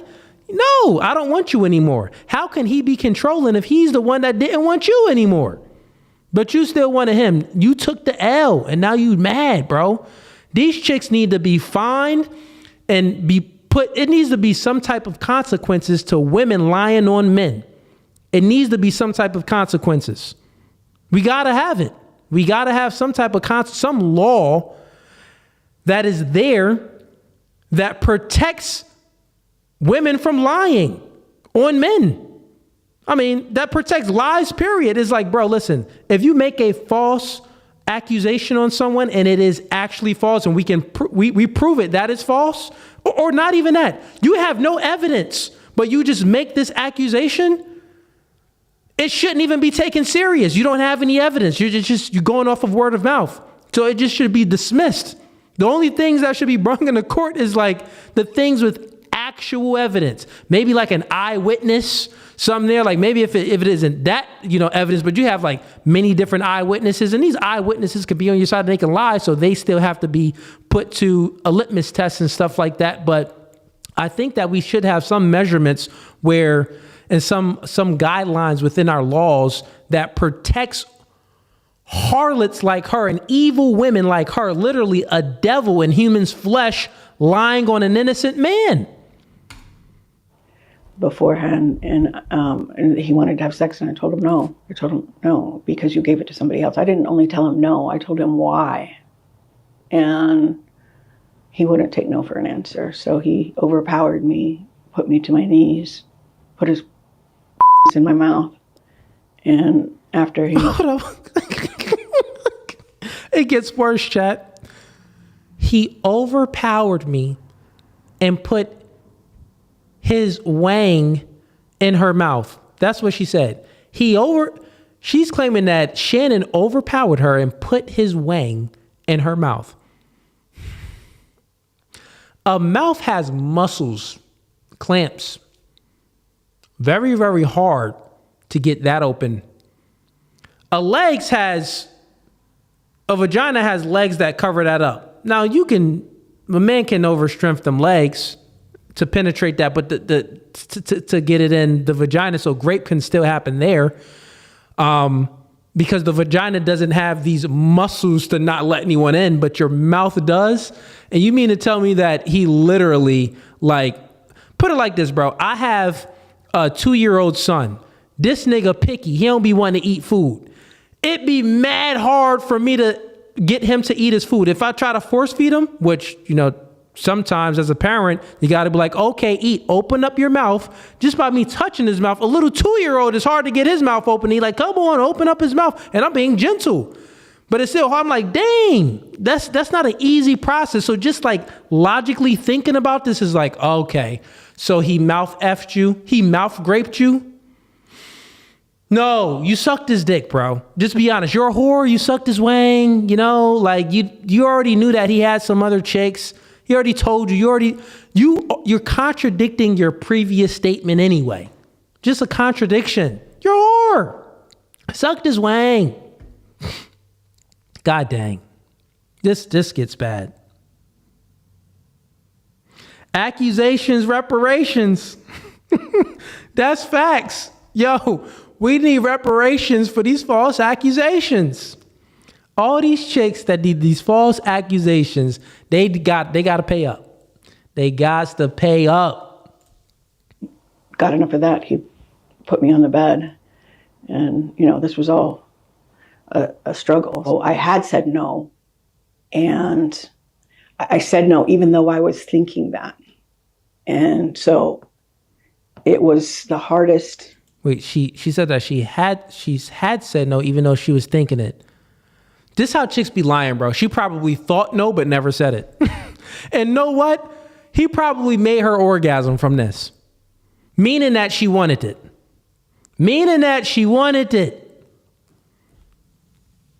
It's crazy. This is crazy, man. This is crazy. Yeah, this is too hard. This is too hard. It's too hard. Why'd you wait 15 years? Yo, this is what I'm saying, chat. This woman is a devil in flesh form. Even her last statement was a lie. This is too hard. If it's too hard for you to speak about, why did you wait 15 years? But now you're speaking about it because he has another accusation out. So now you're like, this is a chance for me to make some money. I think that's what it is. You're just making up lies. You are a liar. We don't believe you. We do not believe you. All right. So that was the end of that clip. Let's see. We got Glenn Lawrence in here. All right, Glenn, turn on your camera, Glenn. I'm going to bring you on up. I know you said you wanted to debate. Let me stop sharing this. Hold up.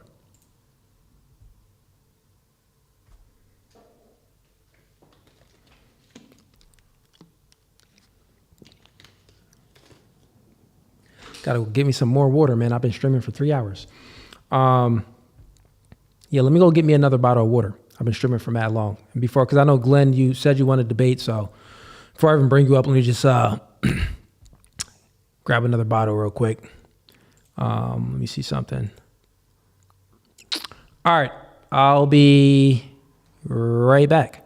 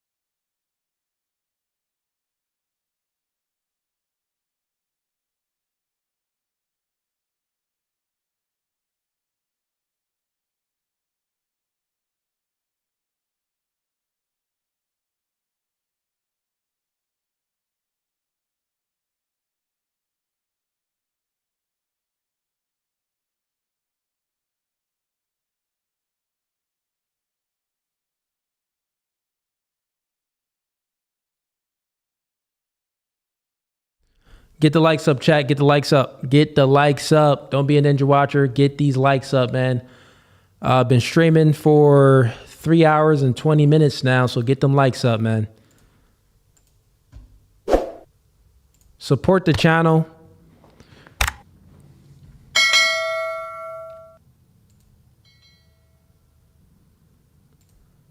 Support the channel, man. It's, you know, a like is free and it helps it push it into the algorithm. So let's get them likes up. All right, let's bring up Glenn.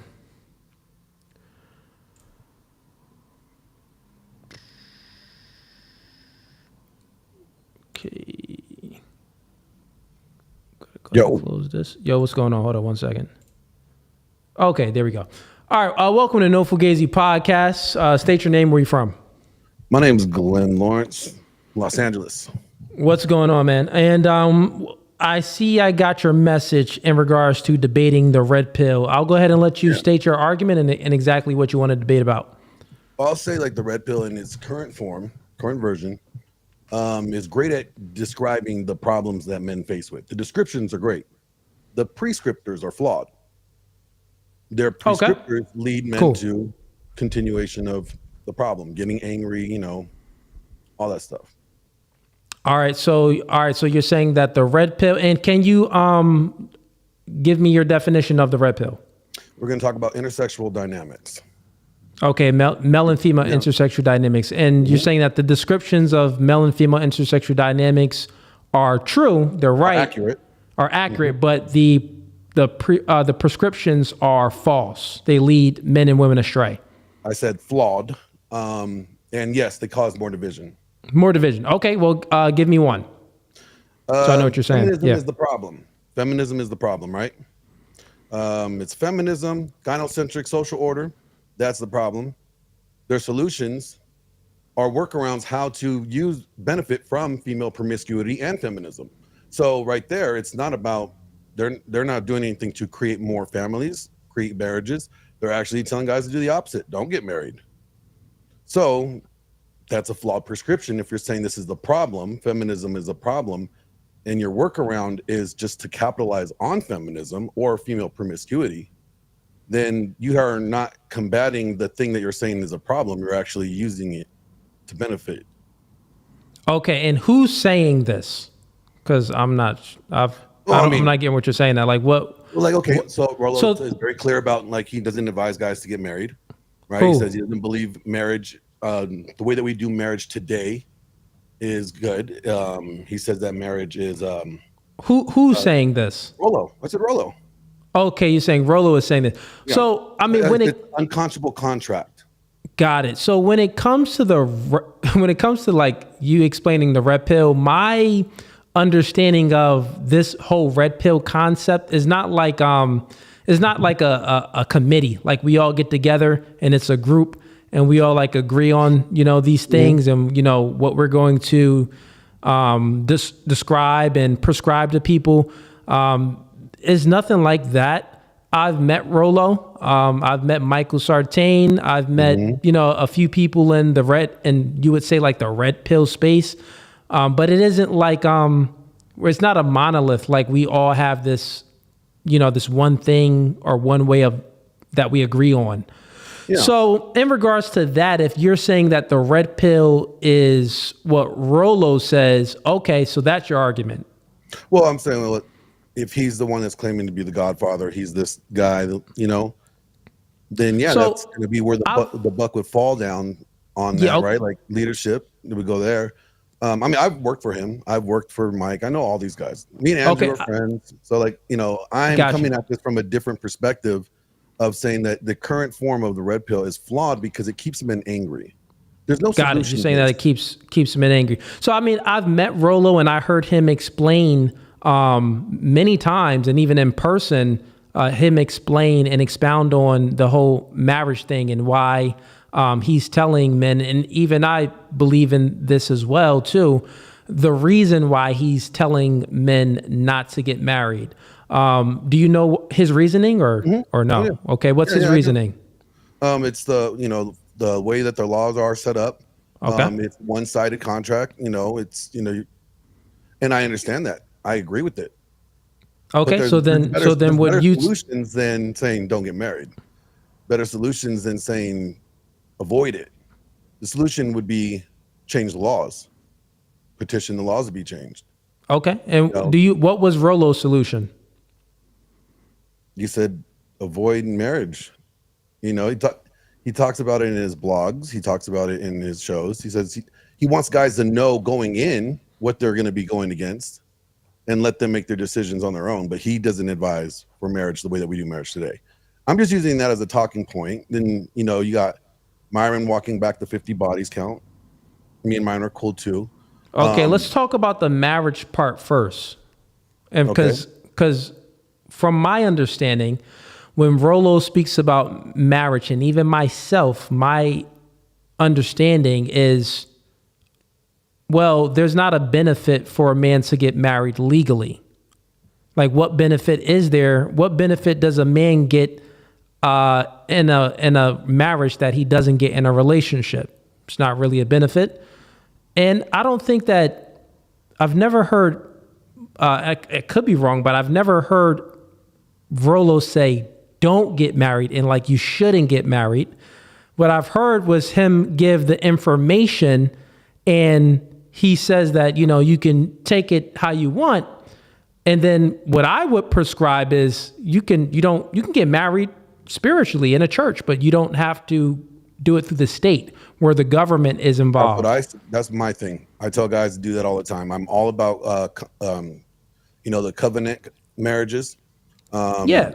I don't understand. I think Rollo is with that too, though, because Rollo is a religious man. I don't know why people would get married if they're not holding faith. Yeah. I don't even consider it a marriage if, if you don't hold any faith in God. Yeah. Okay. So, all right. Well, that's the whole marriage thing. So yeah, from my understanding, Rollo is. What about the way that they bring up hypergamy?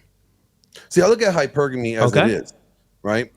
When we hear hypergamy on these Red Pill podcasts, it's all these women are hypergamous. All these women are going to, they're monkey branching. That's not accurate. I look at hypergamy as a feature. God gave women this thing called hypergamy. It was necessary. Now, it can be abused, just like God gave men strength. It was necessary.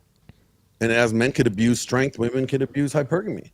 It's a feature, it's not a flaw. And it's something that we should not look at in a negative context. We should look at it as it is what it is. It can be abused, just like it can be used for good. But when you're constantly pointing out hypergamy in a negative context, you're giving the audience or the listener a negative view of hypergamy. And that right there causes more division.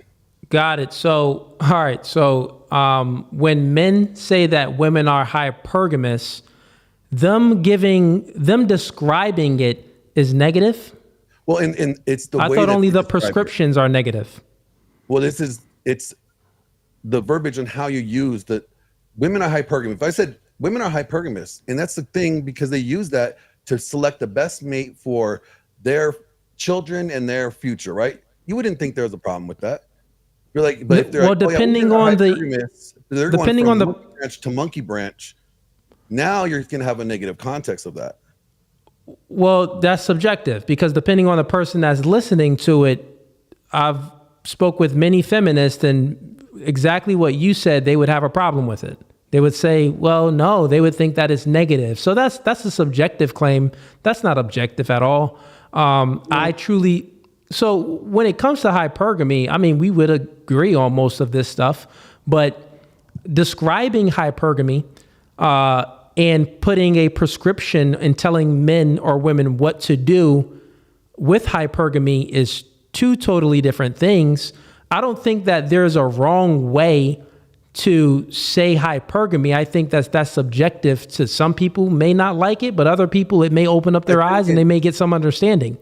I think when you bring it out, when you're talking about hypergamy or defining what it is a mating strategy that women use to vet men so that they select the best mate, right? Cool, that's fine. But you're like, well, you can't trust these women because they're all hypergamous, right? Well, now that's a different you're taking it out of context. You see what I'm saying? Okay. I mean, so a lot of, I get what you're saying now. I think I'm catching your drift.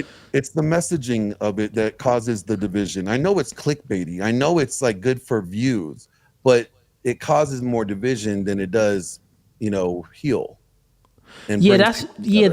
So that statement, even right there, I know how it can be taken out of context is because it depends on the person that's perceiving what was just said. So if you say, all these women are hypergamous, that's why you can't trust these women, right? Why can't you trust them? That can be viewed negative. That's because the person is taking it literal. Like he literally means the reason, and they'll think that it's like the only reason or main reason, even if you didn't say it. So in their mind, they'll interpret it as only or main reason of why a man can't trust a woman is because she's always looking for quality and she's only looking for, your resources and stuff like that. So you can't really trust her. So I think that's all. Once again, these claims that you're making, they're not objective. They're subjective claims, and it's all based on the person that is interpreting the message. So, well, let's say if I said the better message would be, okay, you tell men the descriptions of the problems, and then you actually give them solutions for themselves. Like, I wrote to you a couple nights ago. Okay. I sent a super chat about the book, Dominant Masculine Presence. It's the step beyond the red pill. It helped guys get out of that red pill rage phase. We got guys yelling that all women are 304s, all women are sluts, and it's like not all but most, or just think of all women as promiscuous. Who cares? And the red pill rage thing is also subjective because it all depends on if you've been like hurt by a woman and you really wasn't living in reality and now you finally get some truth and now you can perceive things like, all women are just. So what is the solution? Yeah, I get what you're saying, but my point is this.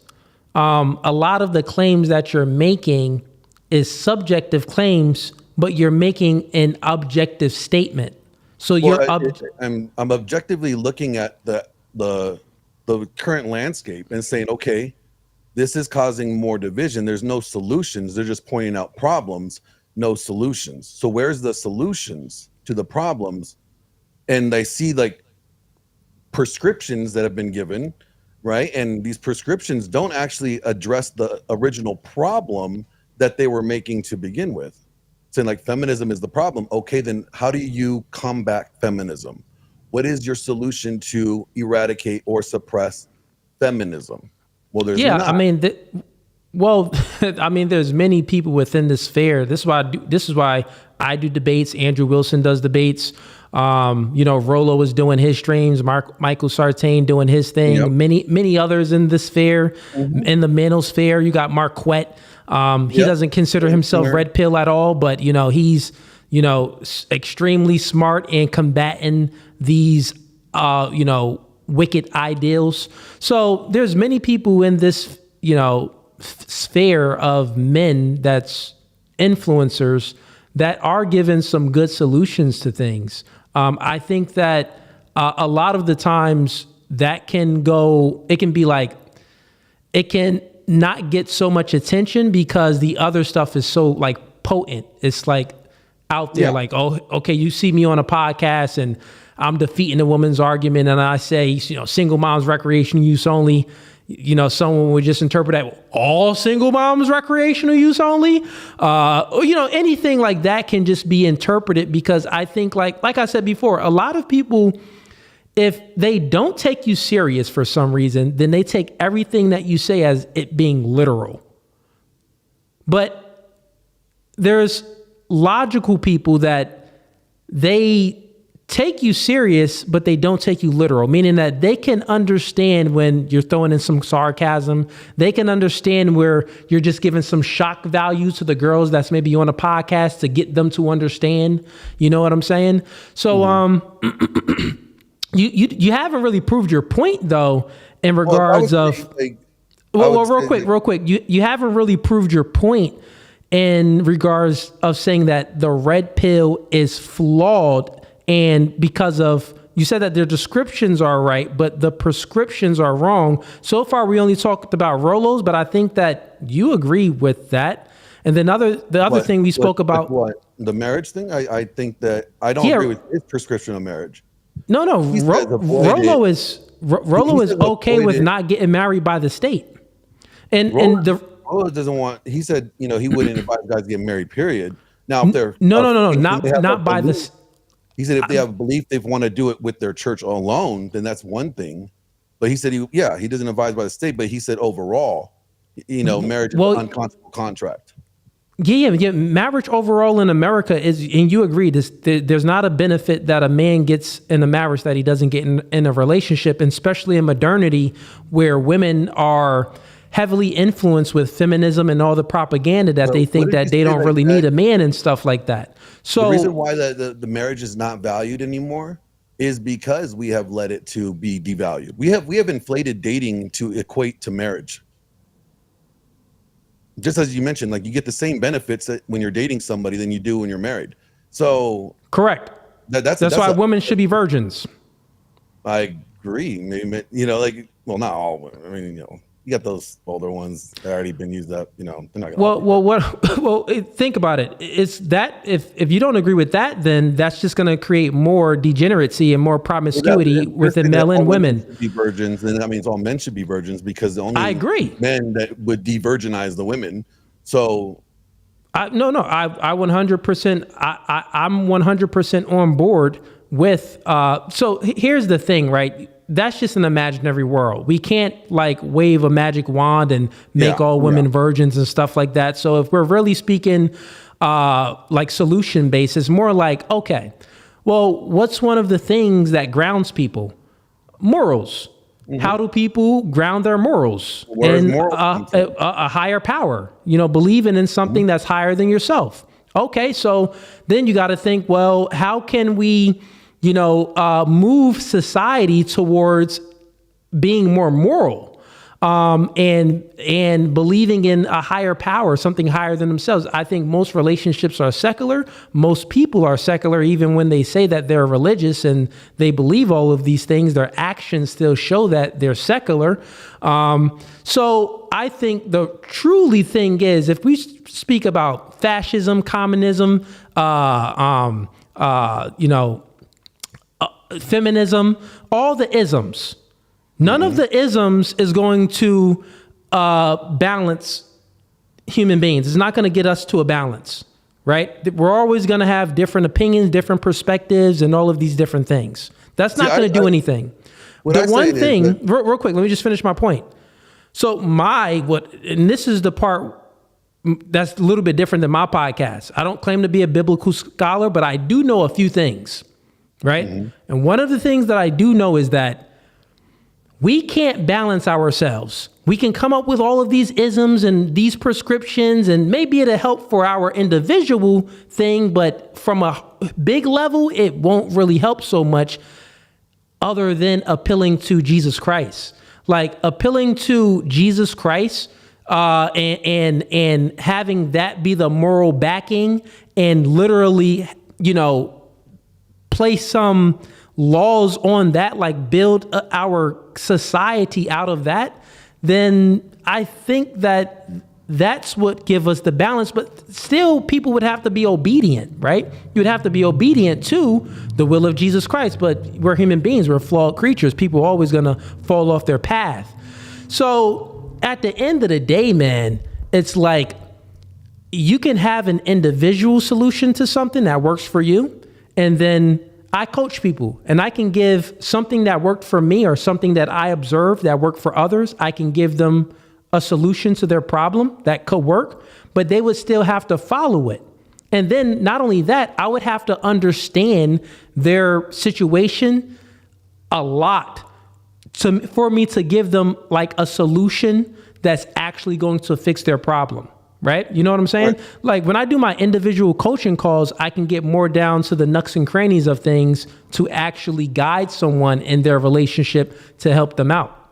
But when I'm on a podcast talking to 6 chicks, you know, we gotta give some information, some quick information to wake some people up. But then when I do my coaching calls, we get more down specifically what is the problem that you're experiencing with dating and relationships, and then I can give a solution to your problem. And normally with men, they already know the solution. They already know that they are lazy.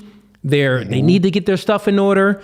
They maybe chose the wrong chick. Like, nigga, why'd you choose that chick?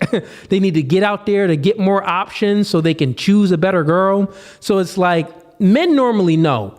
Women don't know. They lack understanding of knowing how men operate. So with women, the coaching strategy is providing women information so they can understand how men operate. Because women tend to think that men are complex, but we're very simple. And men, they know what's up because they feel the negative consequences of their actions. Maybe you agree with this statement. Go ahead. The red pill tells you what is the problem, but the Bible tells you what to do about the problem. Yeah. So then that would still make the red pill flawed, because the red pill does not give you the solutions that would be needed to fix the problem.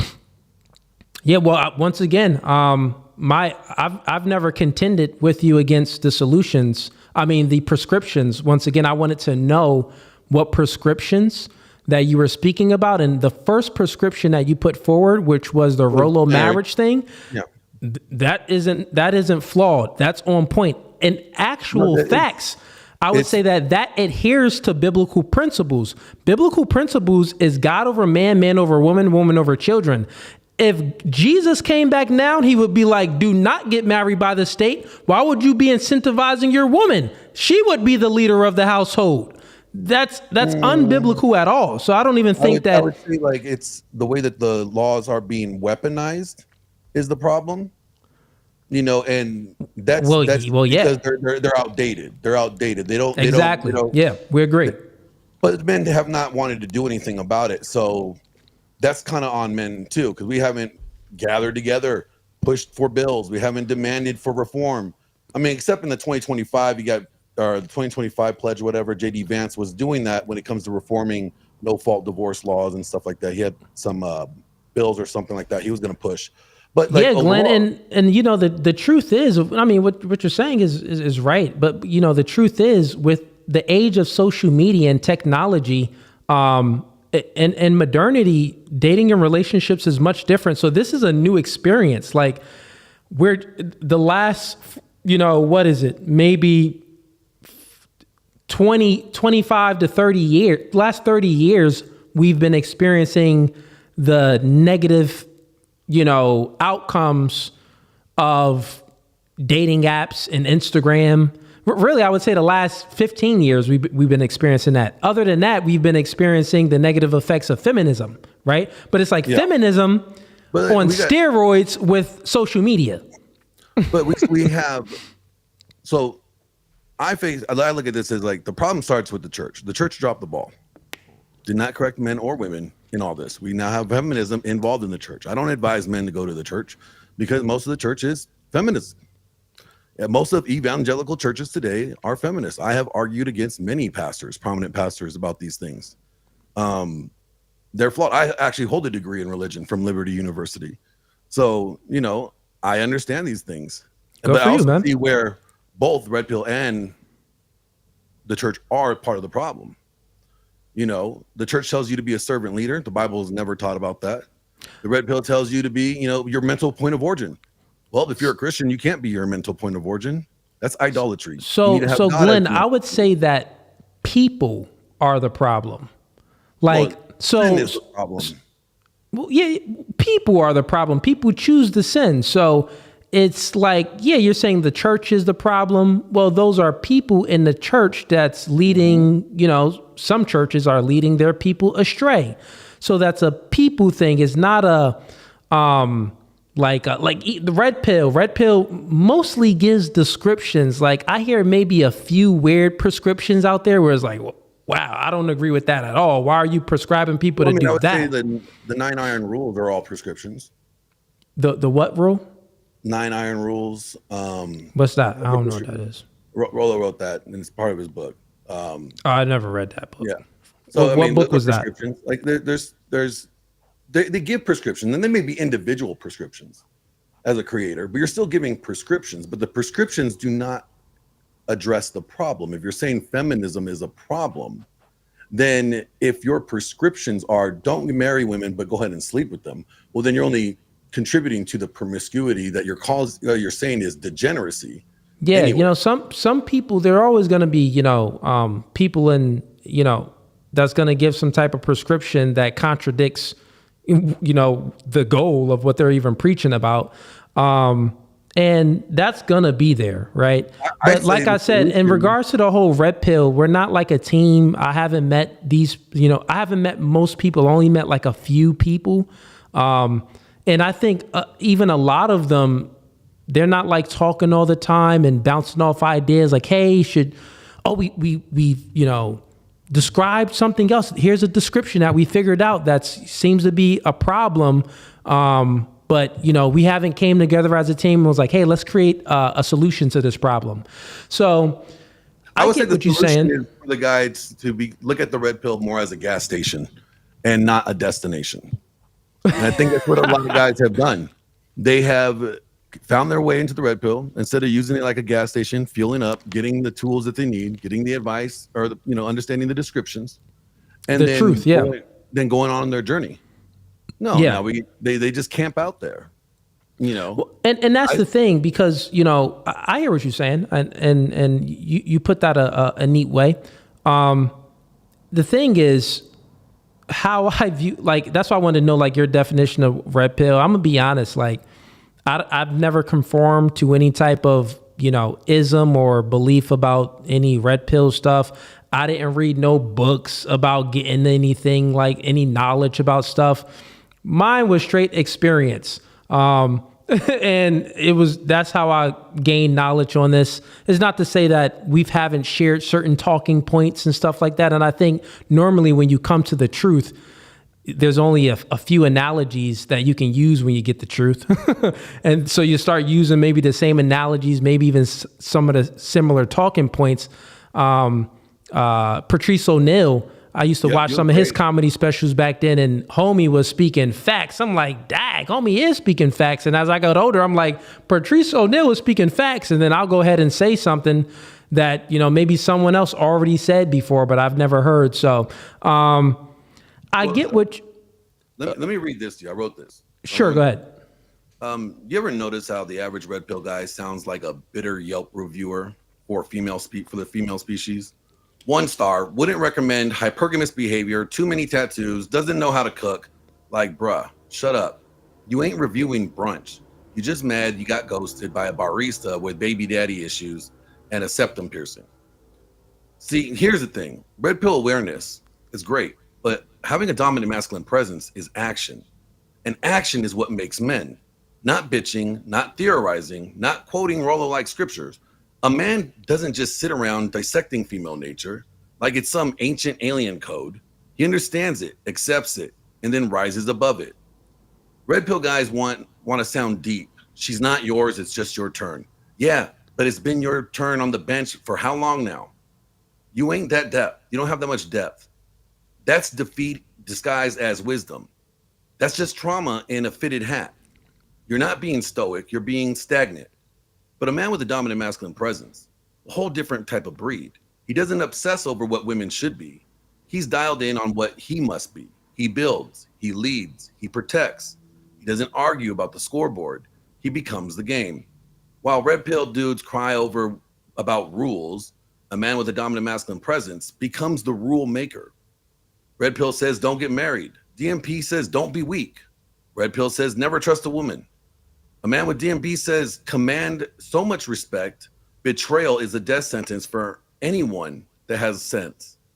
See the difference? The red pill guy is trying to avoid pain, while the man with the dominant masculine presence knows pain, respects it, and uses it as fuel. He walks through hell and comes out through the fires in his eyes. He can smell the resolve on him.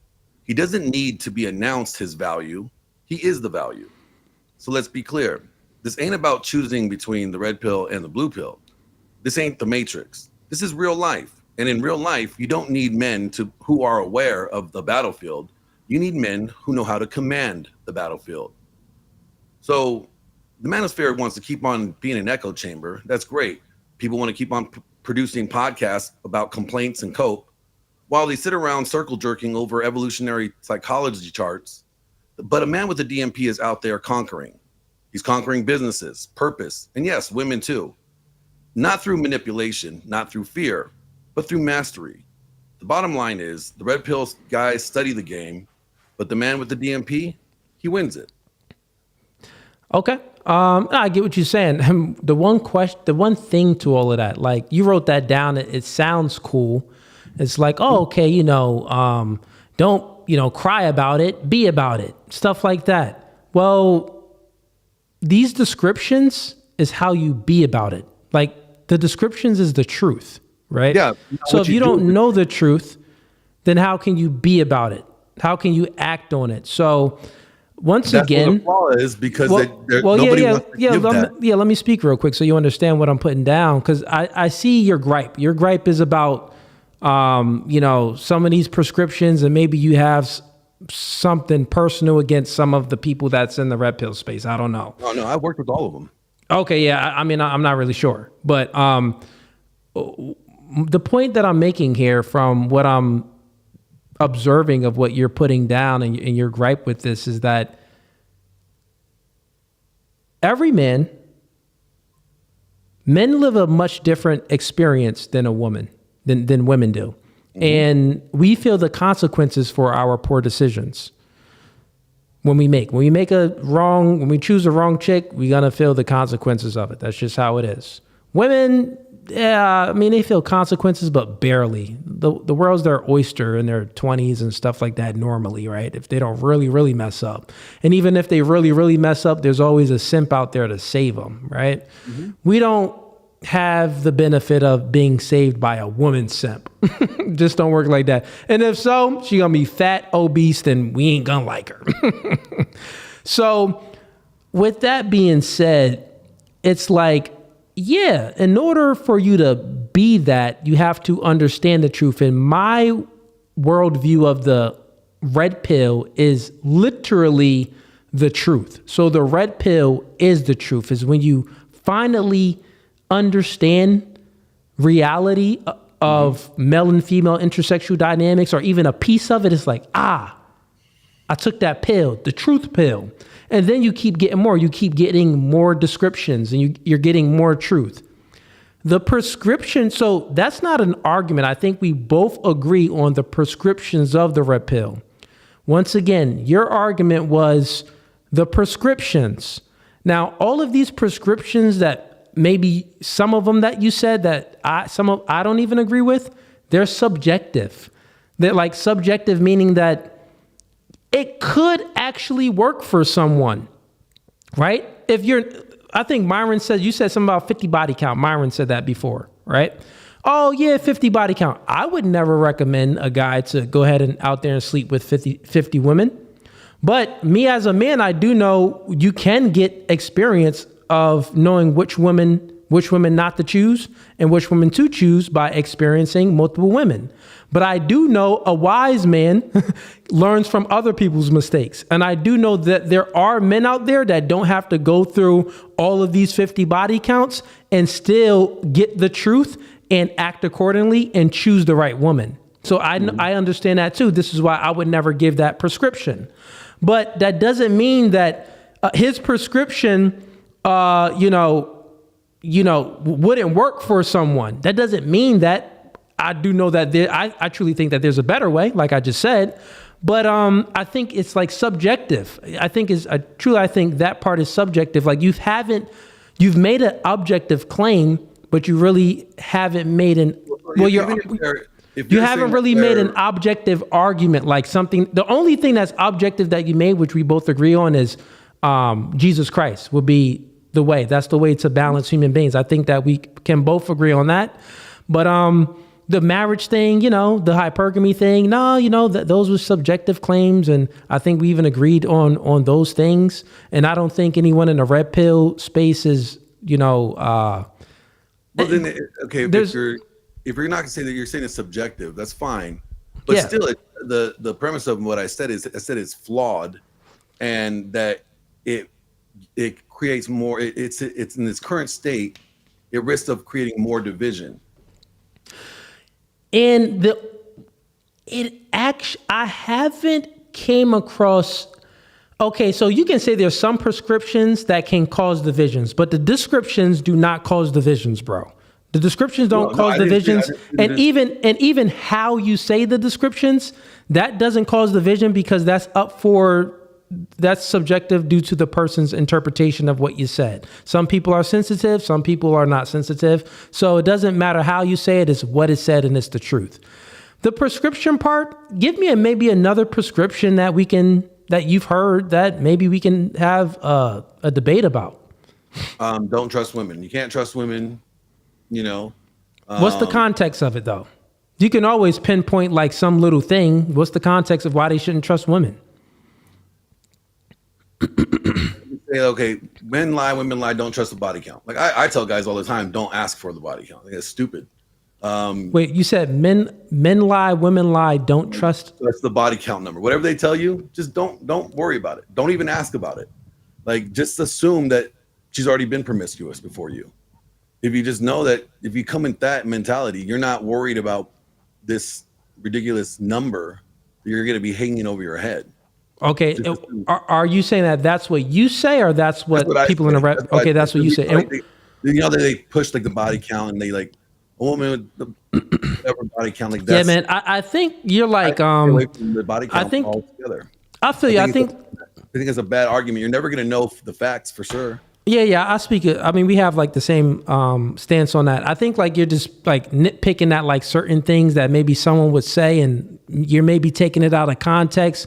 Maybe not, because a lot of, put it like this: the main people that has the most clout out here, me, we know them. We know it's not a lot of us. The ones that's actually influential, it's not a lot of us. The influential ones, we're not really saying anything too crazy. Now, it could be certain things that maybe some of us would, disagree on. For sure, we're not a monolith. But I think some of the things that you're just nitpicking on and you're not really giving any context, because I've heard people say don't trust the women all the time. I have even said it. But I've always backed it up with so much context. Like, I always say don't trust anybody. Trust but verify. And that's just men, women, anybody. I don't leave that just to women. Yeah, I mean, I don't be trusting people at all. I think don't trust anybody.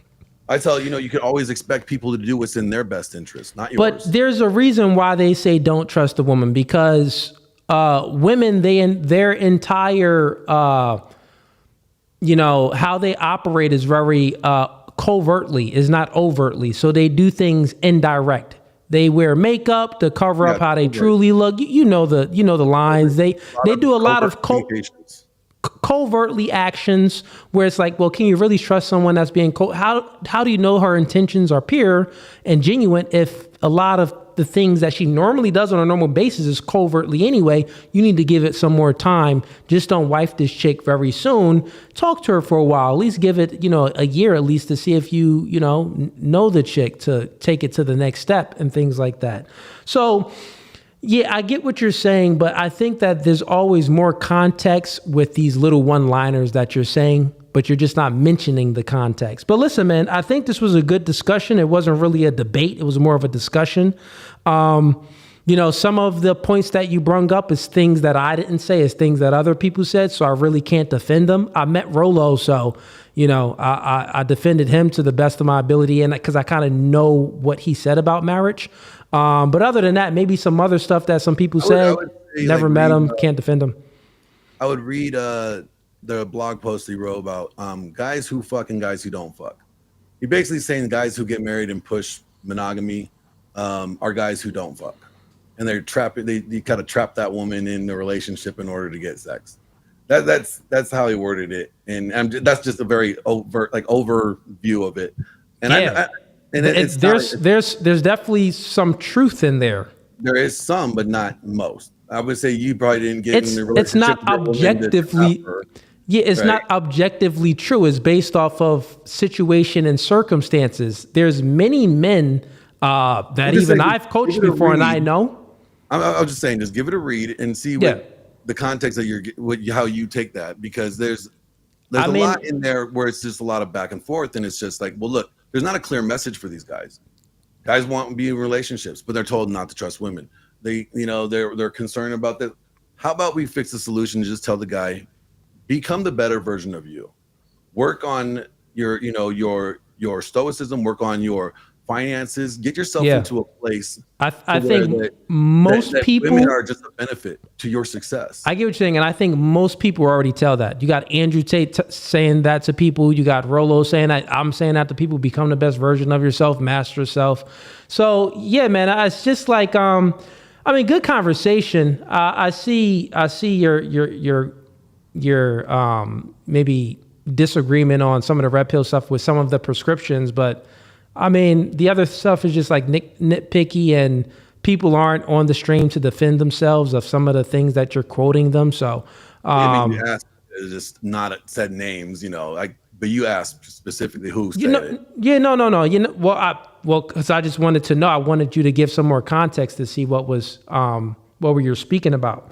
It's debate night, so I'm asking questions to see if we can truly debate about something, but it was more of a discussion. But fair enough, bro. Glenn, man, I know you support the podcast, and I appreciate you, man. But other than that, man, blessings to you, and talk to you soon. All right, man. Peace. Peace. All right, chat. Yeah, chat was... I was reading a little bit of the chat while he was on. Y'all like, man, he's just talking to talk. But he is a supporter. He sends in bread and supports the channel, and nothing that he wasn't saying anything that was off. His gripe was on some of the prescriptions that people on YouTube say. It's like, all right, well, I mean, hit them up. Hit them up, man. But man, how long we been streaming for? 4 hours. Oh man, 4 hours. 4 hour stream. I gotta lean back now. Oh yeah, y'all like the set. See, I got the plaque back there. All right. I think I'm about to wrap up. Unless y'all got any super chats in here y'all want me to get to. Let's see.